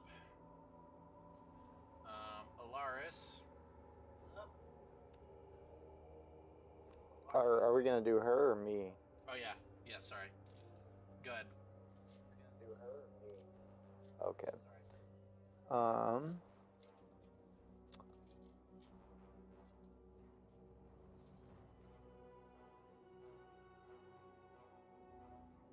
Am I able to step away? If you Or do will I that, need to you'll get disengage? so you can disengage, which will take your action to do so, Okay. or you can just step away and risk getting two attacks of opportunity from two of them. I will cast shield. So shield is a reactionary spell. Oh, reaction only. Yeah. Okay. Yeah. So once you if you do get hit, you can say I'm gonna use shield. Then I can shield. Okay. Yeah. Ah, so that's what I could have. Okay. Yep. Okay. I will cast Burning Hands on the skeleton to my left. Let's see. Burning hands. Skeleton to your left. Yep. All right. How? You should be able. You can see on the stream, right? Yep. All right. Where you want your cone to go? Right there. Yeah, just put him in the middle of the cone. Okay.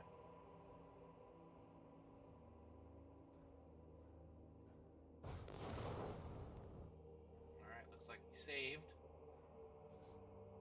but he still takes half the damage as you press your hands together. How does your burning hands look as you cast the spell?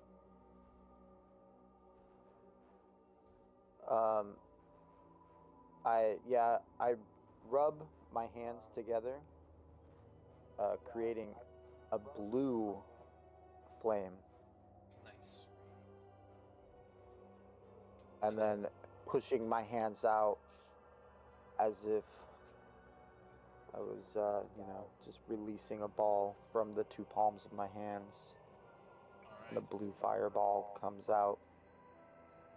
It whooshes out directly in front of you and completely envelops the shambling skeleton. It fills it a bit, gets a little crispy.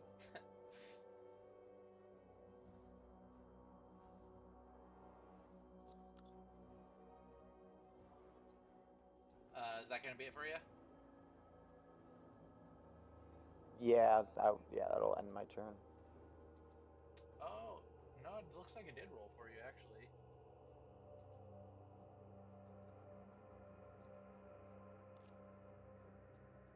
We'll see when I click Alara's, use her ability.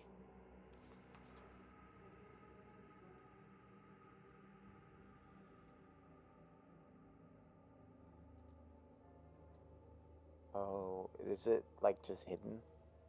Yeah, just like maybe. you have to scroll.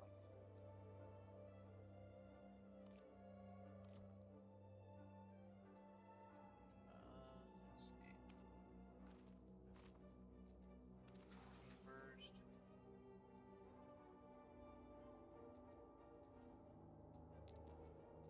Alright, there we go.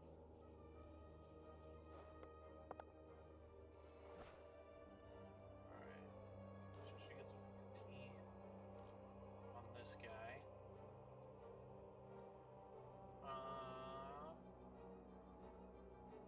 Dealing damage.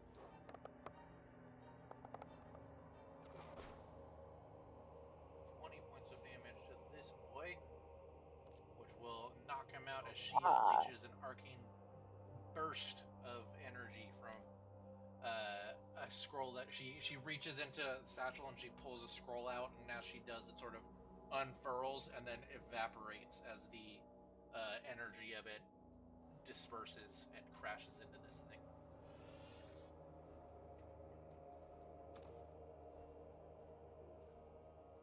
Oh yeah, you were actually up first, Erebus. It just accidentally skipped you.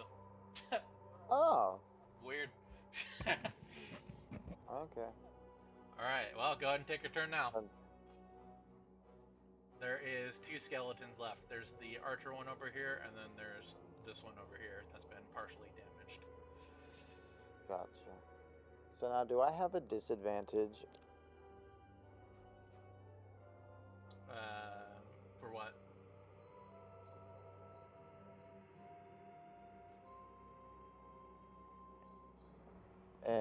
Okay, sorry, my mic came undone. Do I have a disadvantage on Ray of Frost? On Yeah, this- you would for being in melee. Right. Okay.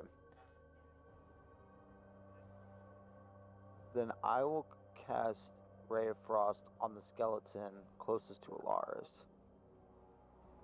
That would be, there's the skeleton over here. There's no more over there near Alaris. Oh, is There- that guard? Yeah, that's guard. Oh, okay, okay. So there's this skelly over here, and then there's the one that. And will my Ray of Frost reach him? Let's see. Ray of Frost. Yeah, looks like it. Go for it. Yep, Ray of Frost on that furthest archer. Looks like a miss. How does your spell miss as it flings forward? You see the ray.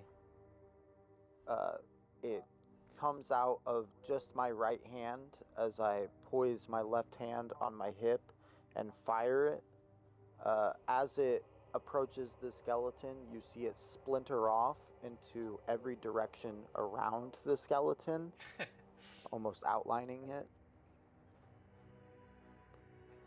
Alrighty, and then the ice clatters into all the fiery underbrush that had been ignited by Calum,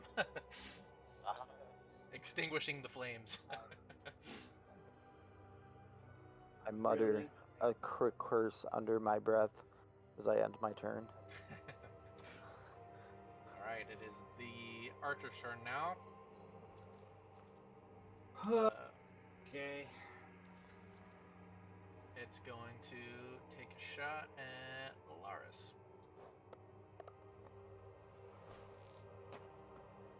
The arrow flies towards her, and she, in a similar manner to how she cast the other one, the other spell, she reaches into her other pocket, pulling out a scroll. And as she unfurls that one, a small shield sort of apparates in front of her as the arrow clatters against it.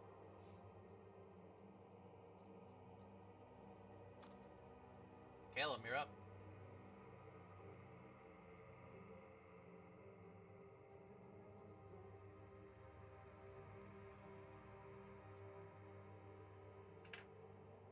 We cannot hear you.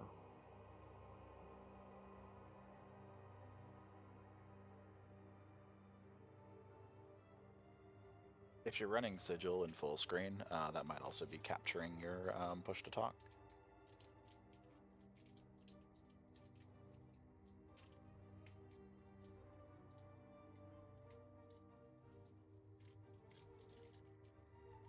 Okay, so I know I took push stock off. So I just rolled a 13 because someone extinguished my fire. I'm using frostbite on the archer far away. Alright. How does your So spell it's look as it 13 misses? plus. Oh, 13 Is plus? it 13 plus? Like, how does frostbite work? It should be plus your spellcasting modifier. Or actually, it might be a save. Let me double check.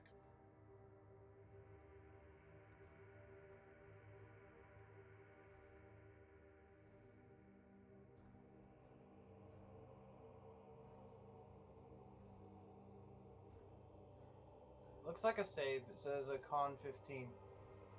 Okay. Well, then let me roll a Constitution save for him. Thought it was an attack roll. Saving throw, Constitution.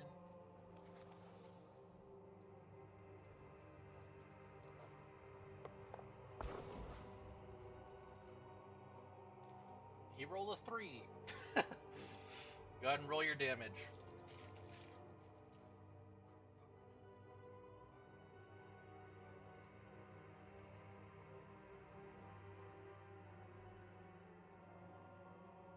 Can you guys see my rolls? Yeah. Yeah, Alright, you rolled so, a 2. Yeah, 2. All 2 damage.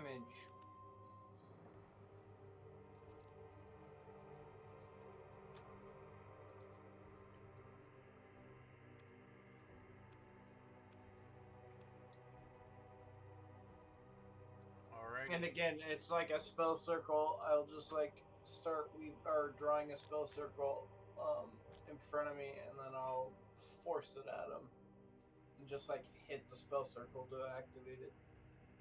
Alright, and then gives disadvantage on the next weapon attack that it makes. Okay. That it for you? That's it. Alright. Go down your turn.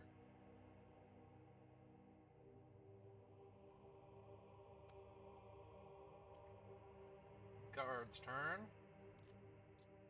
Guard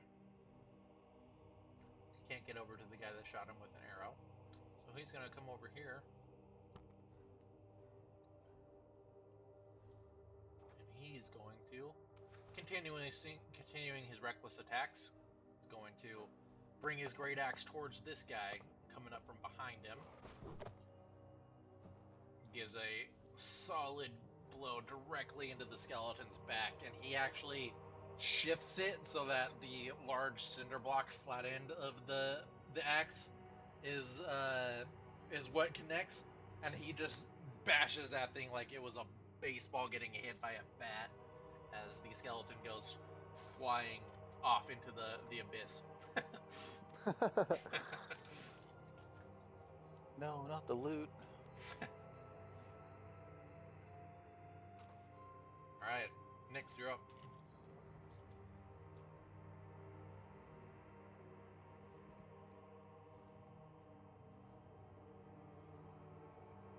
Well, I can't reach anything, so let's see. We'll just go ahead and move 30 feet closer. Alright.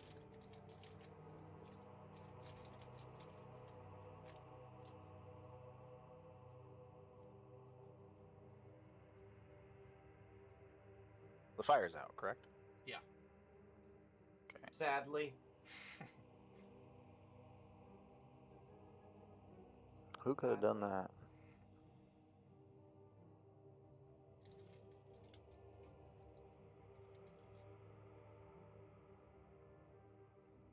And I'll take a dodge action for the...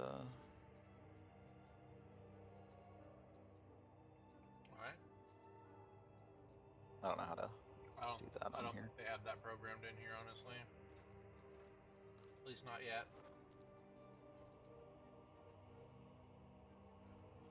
This whole program is only about 2 weeks old, so.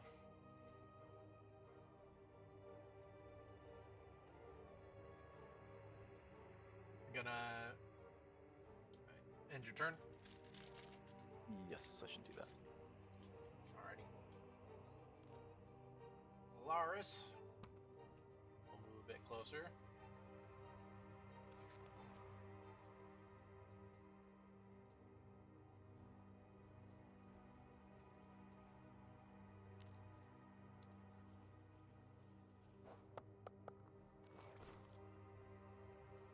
She rolls a 25. Alrighty.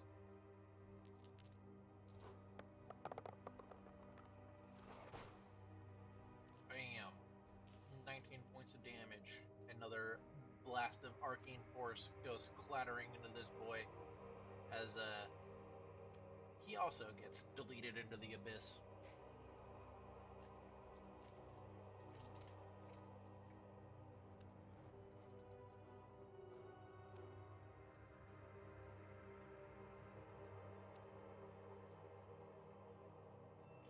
Alrighty, we fall out of initiative now.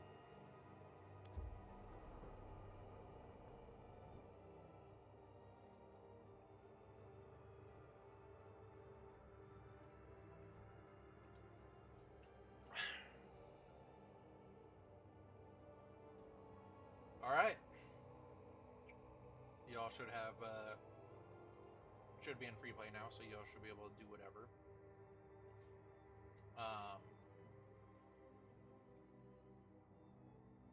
I can make sure the fire is completely out by extinguishing any little remnants.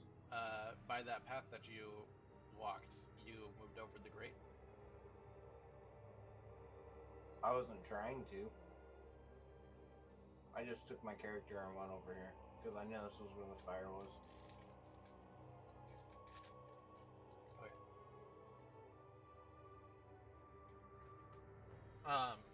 The fire does seem to be, for the most part, extinguished. There is still little smoldering bits of smoke that you can very quickly extinguish with a snap of your finger. Then I do so, and then I start looking around.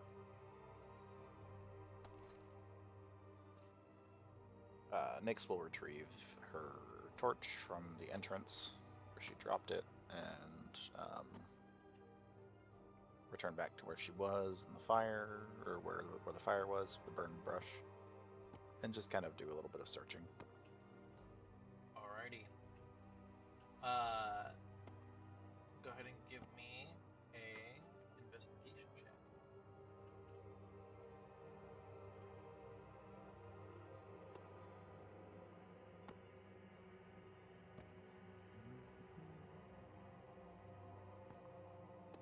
Yeah, I'm great at rolling ones.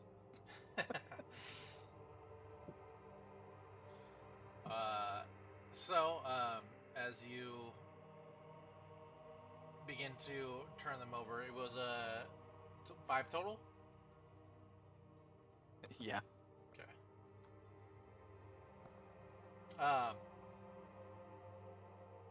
The skeletons, the only thing that could be found on them is the sort of rusted armor and weapons that they were carrying.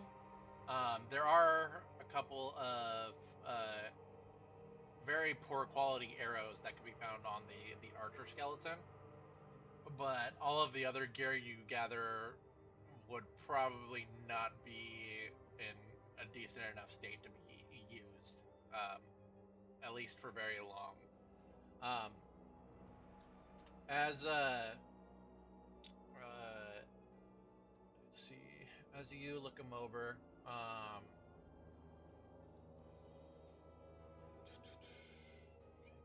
sec.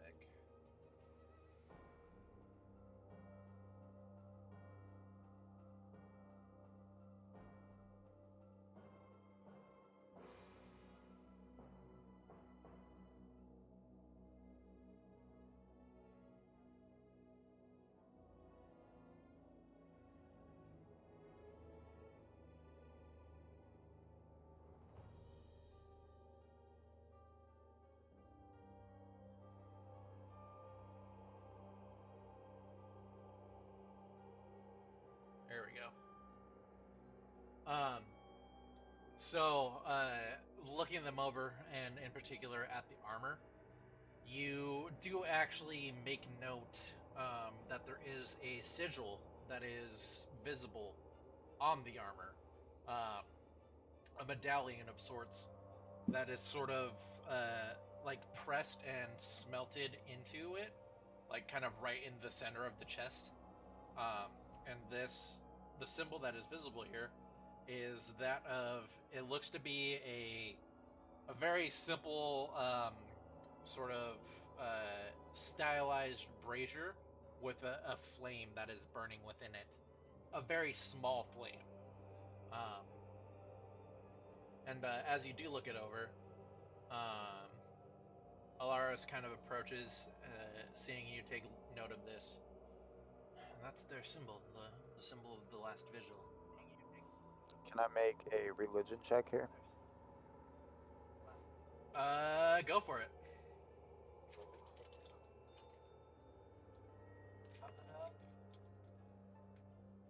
Rolled a 3. You do not recall any information about the last vigil. Gotcha.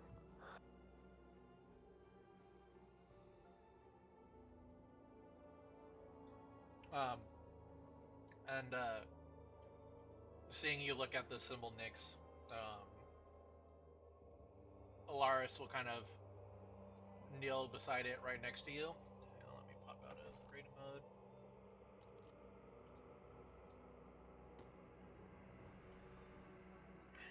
With the order of the last vigil, they weren't warriors, not in the traditional sense. They were caretakers of the divine. Keepers of secrets too powerful to be spoken. When the silence fell and the gods burned to ash, the world was plunged into a void of light, of purpose. Most lost hope, but not the vigilance. She traces the rusted insignia on the skeleton's armor, her fingers careful, almost reverent. They believed that the gods had left behind echoes, not in sermons or scriptures, but in stones and roots, and places like this, she says as she sort of gestures about the place. They thought that if they kept their watch, the divine might return, that faith alone could light a candle against the encroaching dark. She pauses, the air heavy with the whispers of the past. But faith is a fragile thing. As the years turned to decades, then centuries, their numbers dwindled. Pilgrims stopped coming, the dead grew restless. Even the bones went silent. At which point, hearing that, guard will immediately approach. "It went silent," she said. She gives a nod, and then she looks towards all of you, her eyes reflecting in dim torchlight. In the end, only a handful remains. They sealed themselves in, vowing to guard whatever remnants of the divine they could find. Until their last breath. They whispered their final prayers, not to be heard, but to be remembered. When the end came, they sat in quiet, facing the door, their backs to the world, to whatever horrors had clawed at the gate, waiting. Not for salvation, but for the silence to finally take them. Her voice drops, almost to a whisper. I believe they knew you would come. Not you specifically, of course, but someone. And in their silence, they left a message. We'll just have to keep our ears out, see if we can't hear it.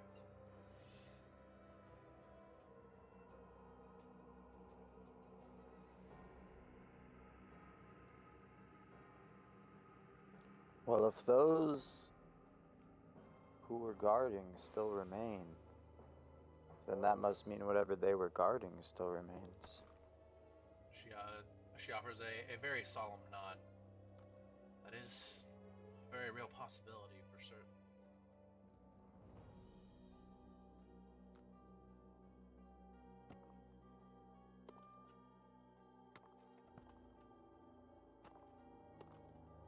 Do I see anything? Kind of just looking around and looking at the grades, looking at the pathways, the walls, the doors. Anything stand out? So the grates, you can see that they're not in a very good state. You imagine if you were to step precariously on them, they would probably give out almost immediately. The brush here, completely dead, decayed, like the skeleton, the skeletal remains that now litter the place. Down the passageways, though, you can see they're almost identical. These ones here off to the left that I'm currently fast making, they seem to have an end to them, but almost exactly mirrored on the right. Those ones you can actually see that they pass on for about, it would be 5, 10, 15, 20, 25, 30, 35, 40, 45, 50, 60, 70, for about 80 or so feet, before leading off into over here where you can see this platform. It leads off into a much larger space than what you currently find yourself in, actually. But as for what you see down these hallways, you still have the light on because Erebus hadn't cast any other concentration spells or anything. So you could kind of make your way over towards them and kind of turn the light in that direction, and you would be able to actually make out that these are actually the tombs where the fallen lay interred.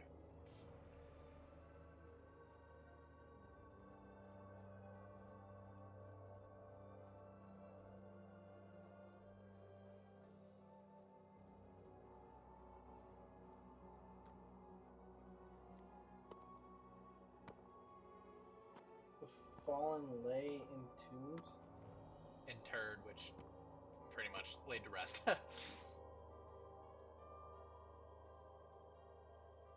Well, if there's more skeletons that way, I don't know if we want to go that way.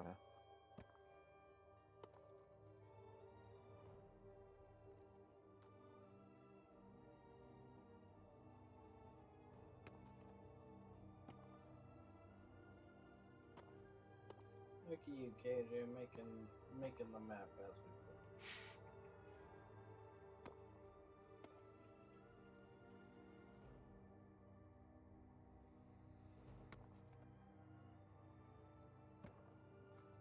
What's under the grates? Is it like just Under the darkness? grates, it would be Water?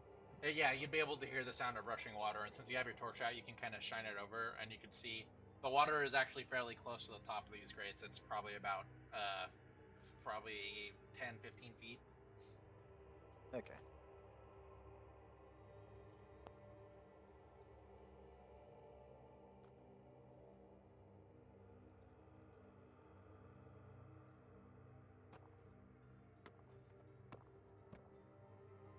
You wonder where all the water's going.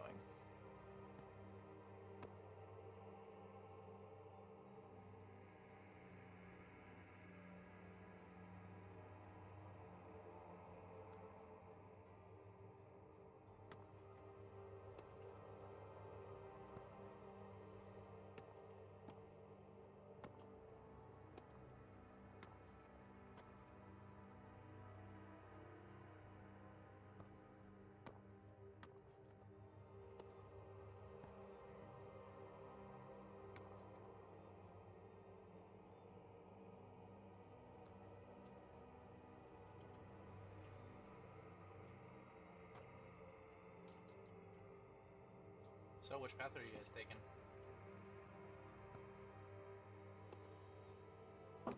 The one that I'm not building, right?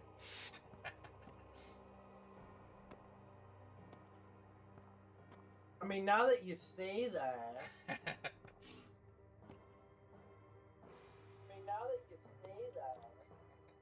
I'll make my way over towards the closest path. It's gonna be the one that he built first, I think. Yeah.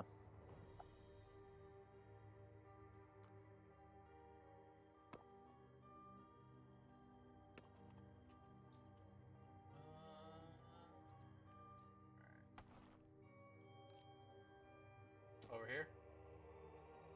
Thanks, will follow. Yeah.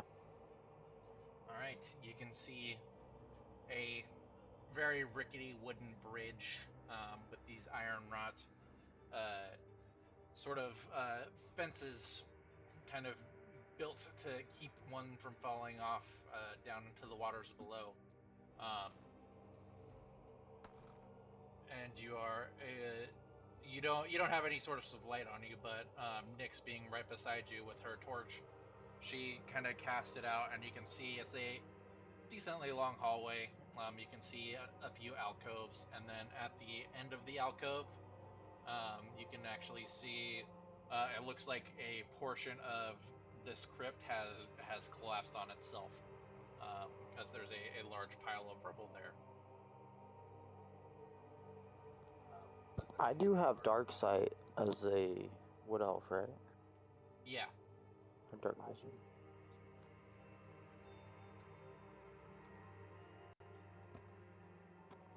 And in the rubble, you can see the remains, skeletal remains, like they had collapsed in on somebody.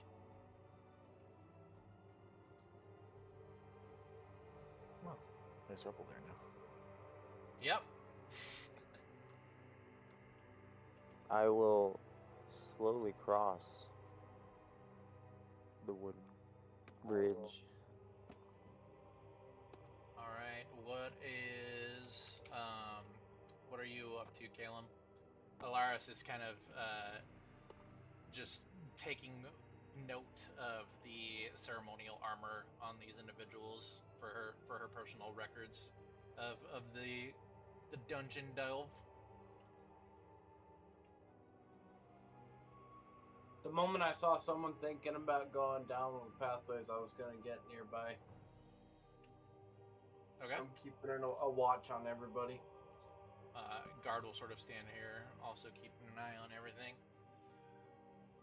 Erebus, you're making your way across the bridge.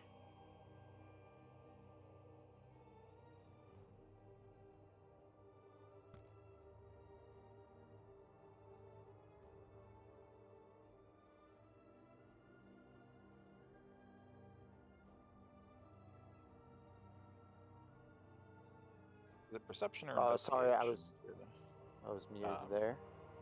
I was saying, can I make a perception check? Yeah. On the bridge.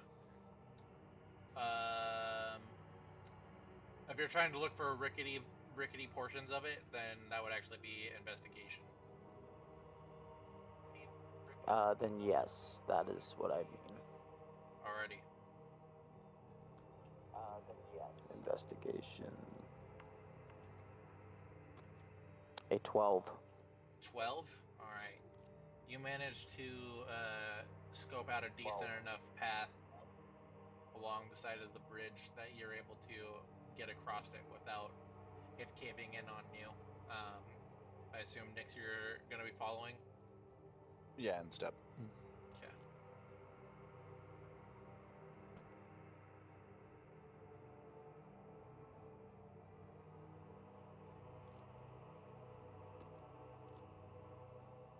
Alaris will eventually take note that everybody's taken off.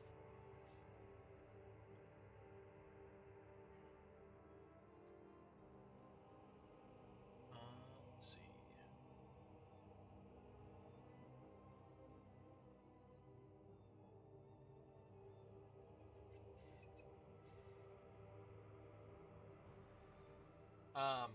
So, as you manage to get across the bridge here, you'll take note that while it's been sort of present within the entire expanse of your time within this place, it is noticeably a bit more dense here. You're actually able to make out the thin layer of ash, thick, about 2 or 3 inches deep, along this path. It does seem to be undisturbed, also.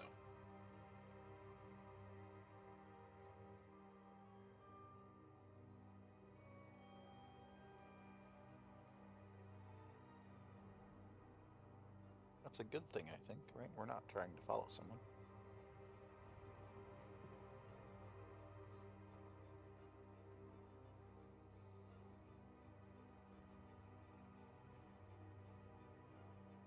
Next, we'll move forward and look down the alcove to the left.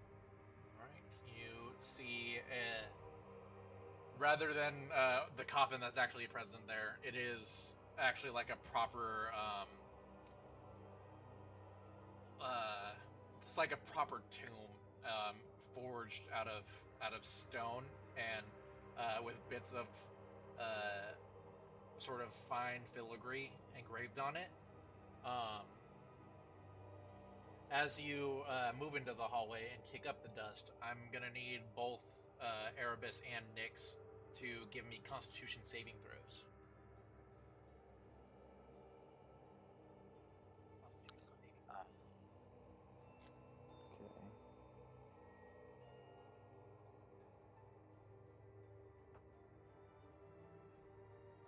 Okay. $20. 15 plus 5. Nice.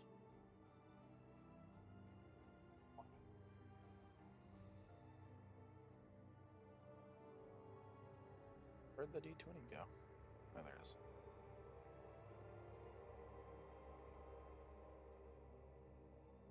A 13. You don't have any Constitution bonuses? No. Okay. So, Nyx, as you approach the tomb here, and the dust sort of stirs up, you almost involuntarily take this long, deep inhale of it as it sort of envelops you. And as you do this, you sort of feel your vision begin to glow blurry, and you sort of feel your consciousness drift away from your body and sort of like float out behind you, and then you let out this blink trying to clear the dust from your eyes, and as you open them,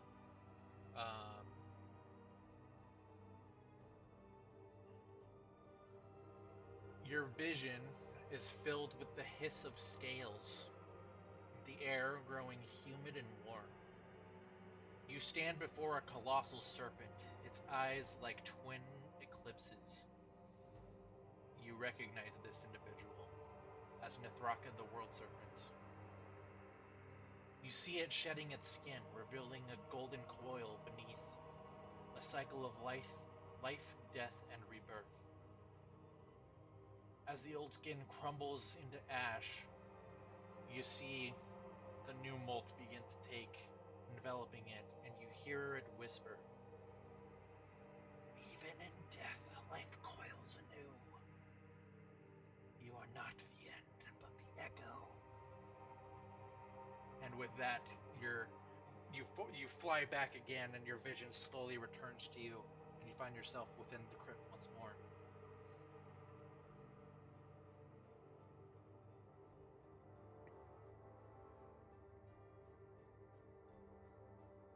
Nyx won't make any mention of any of this, and just pull her veil over her face. All right.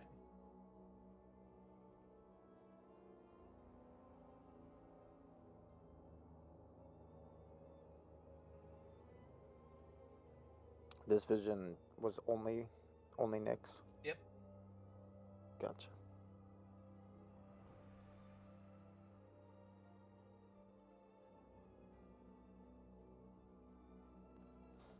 Erebus looks at Nyx and asks her why she seemed to go so blank.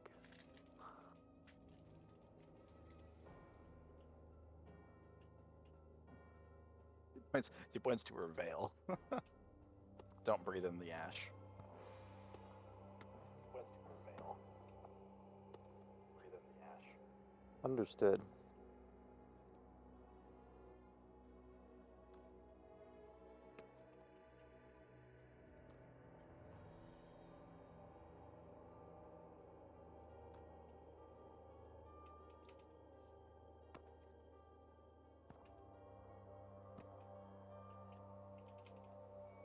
So are you doing anything with the tomb, or? I'm just looking down, seeing what's going on with them, looking at their postures, looking at everything going on, and being very perceptive on them, making sure everything's okay, and then also kind of their surroundings with what I can see. Does the filigree on the tomb have any language on it, or is it just decorative? Go ahead and give me an investigation check as you explore it further. 17. 17. All right. So you give it a very thorough glance, kind of running your fingers along the edges of the lid, crouching down and sort of burning away a bit of the cobweb and stuff that has grown over it. You don't see any written language on it. It's mostly just decorative embellishments. We'll leave it to rest.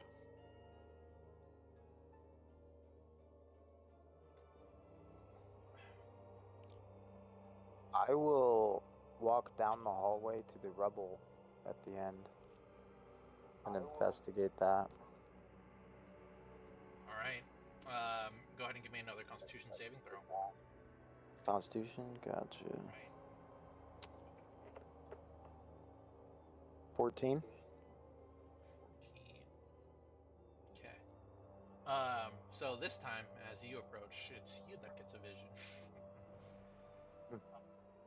So you kick your feet alongside the dust, not heeding Nyx's warning to not breathe it in. You involuntarily take in a fairly big breath of it,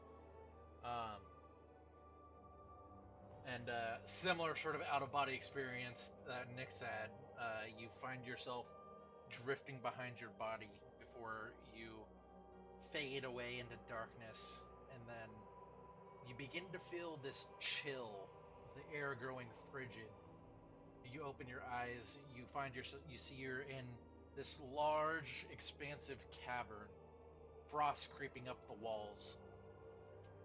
You stand before a large throne of ice, upon which sits a great white dragon.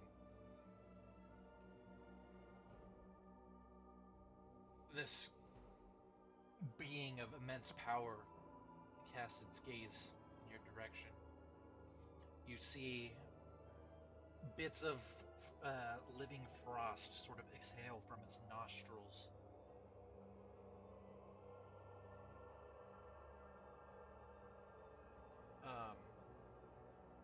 However, as this frost that it exhales begins to sort of completely overtake the form of the dragon, obscuring its vision from you, or obscuring it from your vision, rather. You see a figure of light, your own silhouette, holding a torch that burns blue. Then you hear it speak, the voice a low rumble, ice breaking beneath the weight of truth. False prophet, true herald. The cold does not kill, it preserves. And then you find yourself completely enveloped by the frosty mist as you sort of exhale it, and you feel the chill seep into your body and eventually dissipate into the ground as you find yourself once more standing in the crypts at the base of the rubble.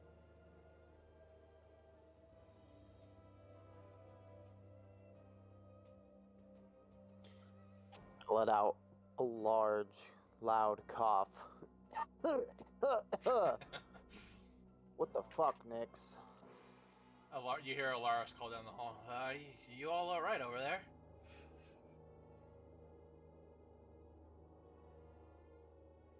Yeah, we're all good.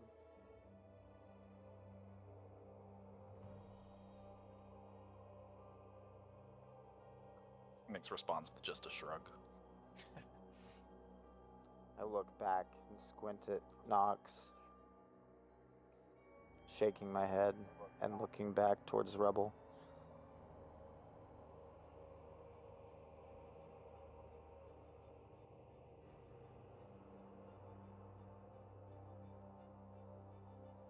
Now can I investigate the rubble?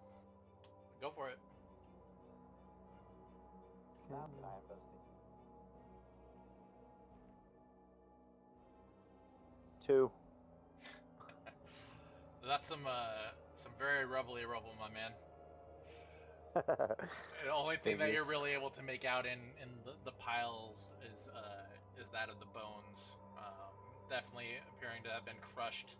And you can actually see, now that you're actually here, you can see up top the portion of the ceiling that has been collapsed in on itself. And you can actually see the rim of the stone. It actually appears to have this still burning black flame kind of smoldering around the edge. Doesn't make any sound. You don't smell the fire. It's just there. Can I try to scale the rubble and peek my head through the hole? Yeah, go ahead and give me an athletics check. Scale the rubble and peek my head. Athletics. 23. Nat 20. Nice. You very deftly make your way up the rubble, and you actually find yourself peering into what appears to be hidden crypt of sorts. You can see the black flame that lines the rim of the hole that you find yourselves in, actually sort of blazes inwards towards the shattered remnants of a sarcophagus that you can see within there. And amongst the stone, you might be able to get it with your staff. You do see a scroll and a vial.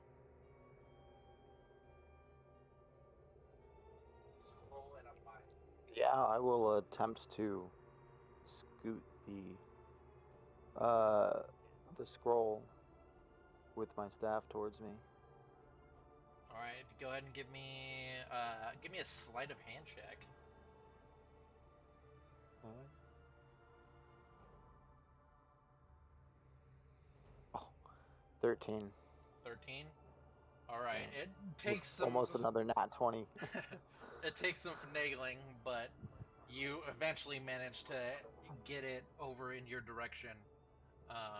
You grab hold of it. It's in surprisingly decent condition, considering it's a scroll in an abandoned crypt that was sealed behind a heavy door that was sealed by arcane means, which leads you to believe that this may be a spell scroll.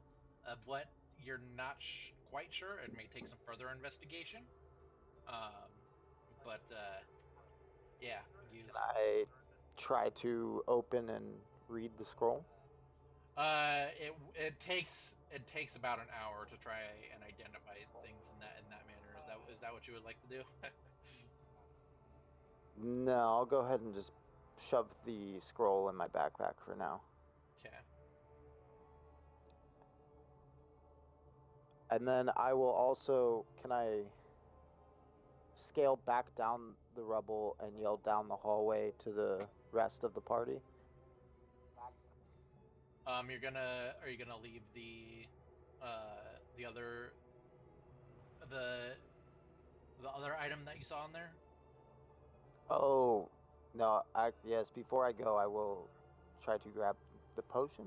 Is that what it was? I misspoke. Actually, it appears to be an urn that's fully intact. Oh, an urn. Yes. I will leave the urn and call back. I will go back down and alert them that I found something.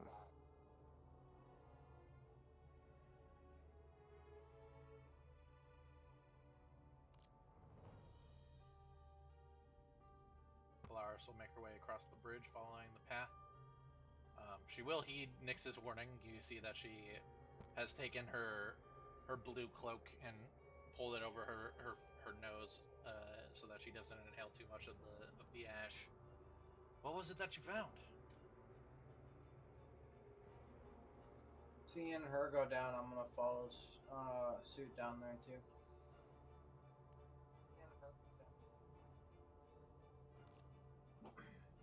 Guard will follow after you. I yell back down the hallway. I'm not sure, but it doesn't look, or it looks suspicious. Suspicious how? Do Guard or Caleb, do you guys do anything to obscure your face? Just pull up my scarf. All right. Trying to tread very lightly. All right. Well, it's actually 9 o'clock, so we will actually call it here for now. And we will see if Guard does something to obscure his face once Abby returns. Nyx actually won't let him pass without him covering his face. Understood.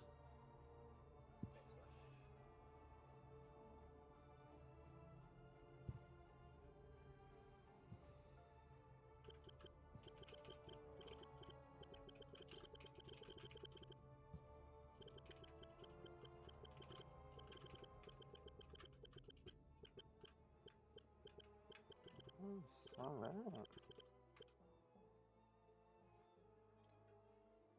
All right. Well, there you go. Session 1 complete of Forgotten Divinity. And I already feel like a failed wizard. Let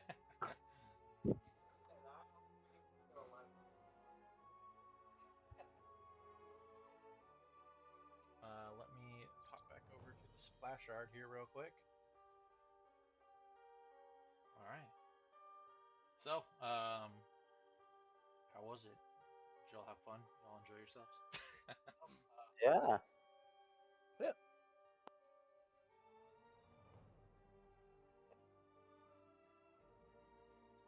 Any questions, comments, or concerns? Not really.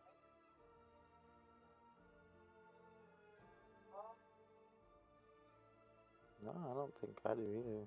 I mean, that was first time ever playing, so sorry you guys if it takes me a little.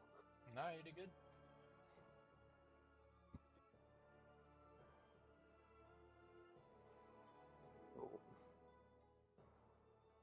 I feel like like I said, just started playing Baldur's Gate recently, and so like that's like all the experience I have. But I That's feel all like the it's set me up experience you pretty need. well. Yeah, it's like literally the exact same rules. So. Yeah. Hmm.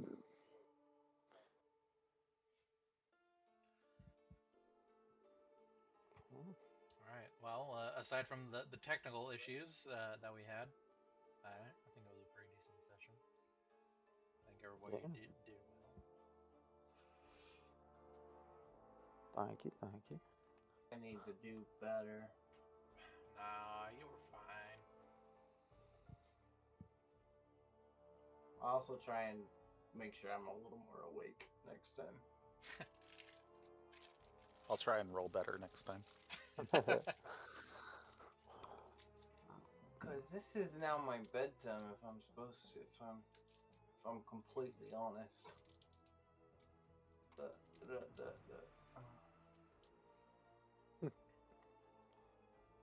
All I right. know. I took a nap first. Alrighty. Well, yeah, I'll call it here. I'm gonna pop out of the Discord call and talk to chat for half a second. Say goodbye. Okie dokie. Yeah. Good All right, night. man. Thank y'all for coming. Good night, everybody. Thank you for having us. Well, next Monday, 6 p.m. PST, same time. Roger that.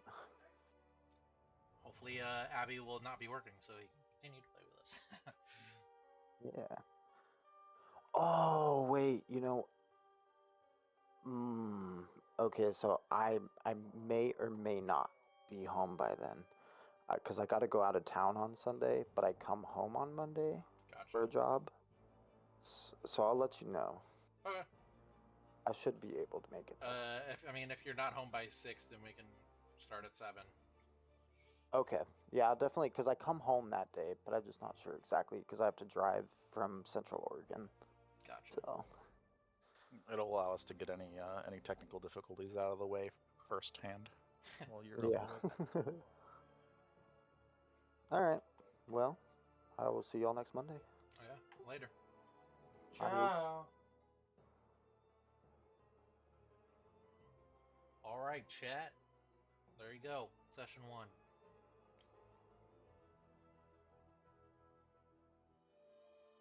Thank you for showing up, pal.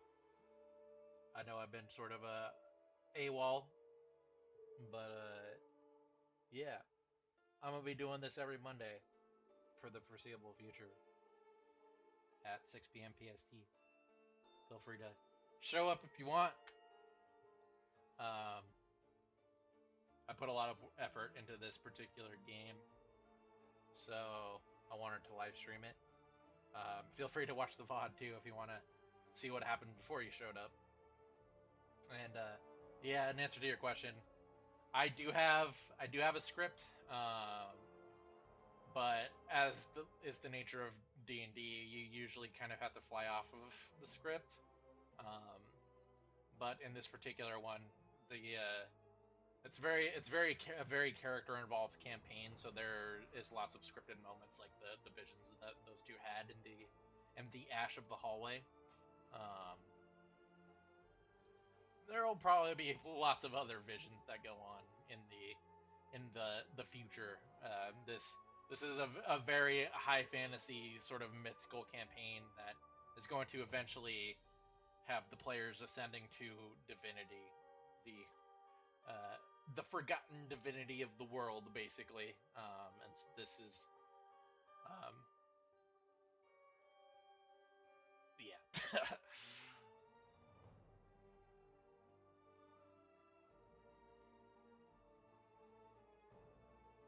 And I also do not have games on my phone.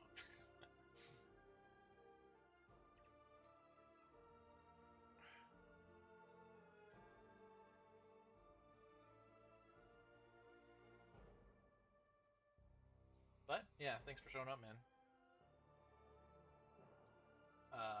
As for everybody else, those watching the VOD, thanks for checking it out. Hopefully you all will enjoy it. I'll talk to y'all later. Good night.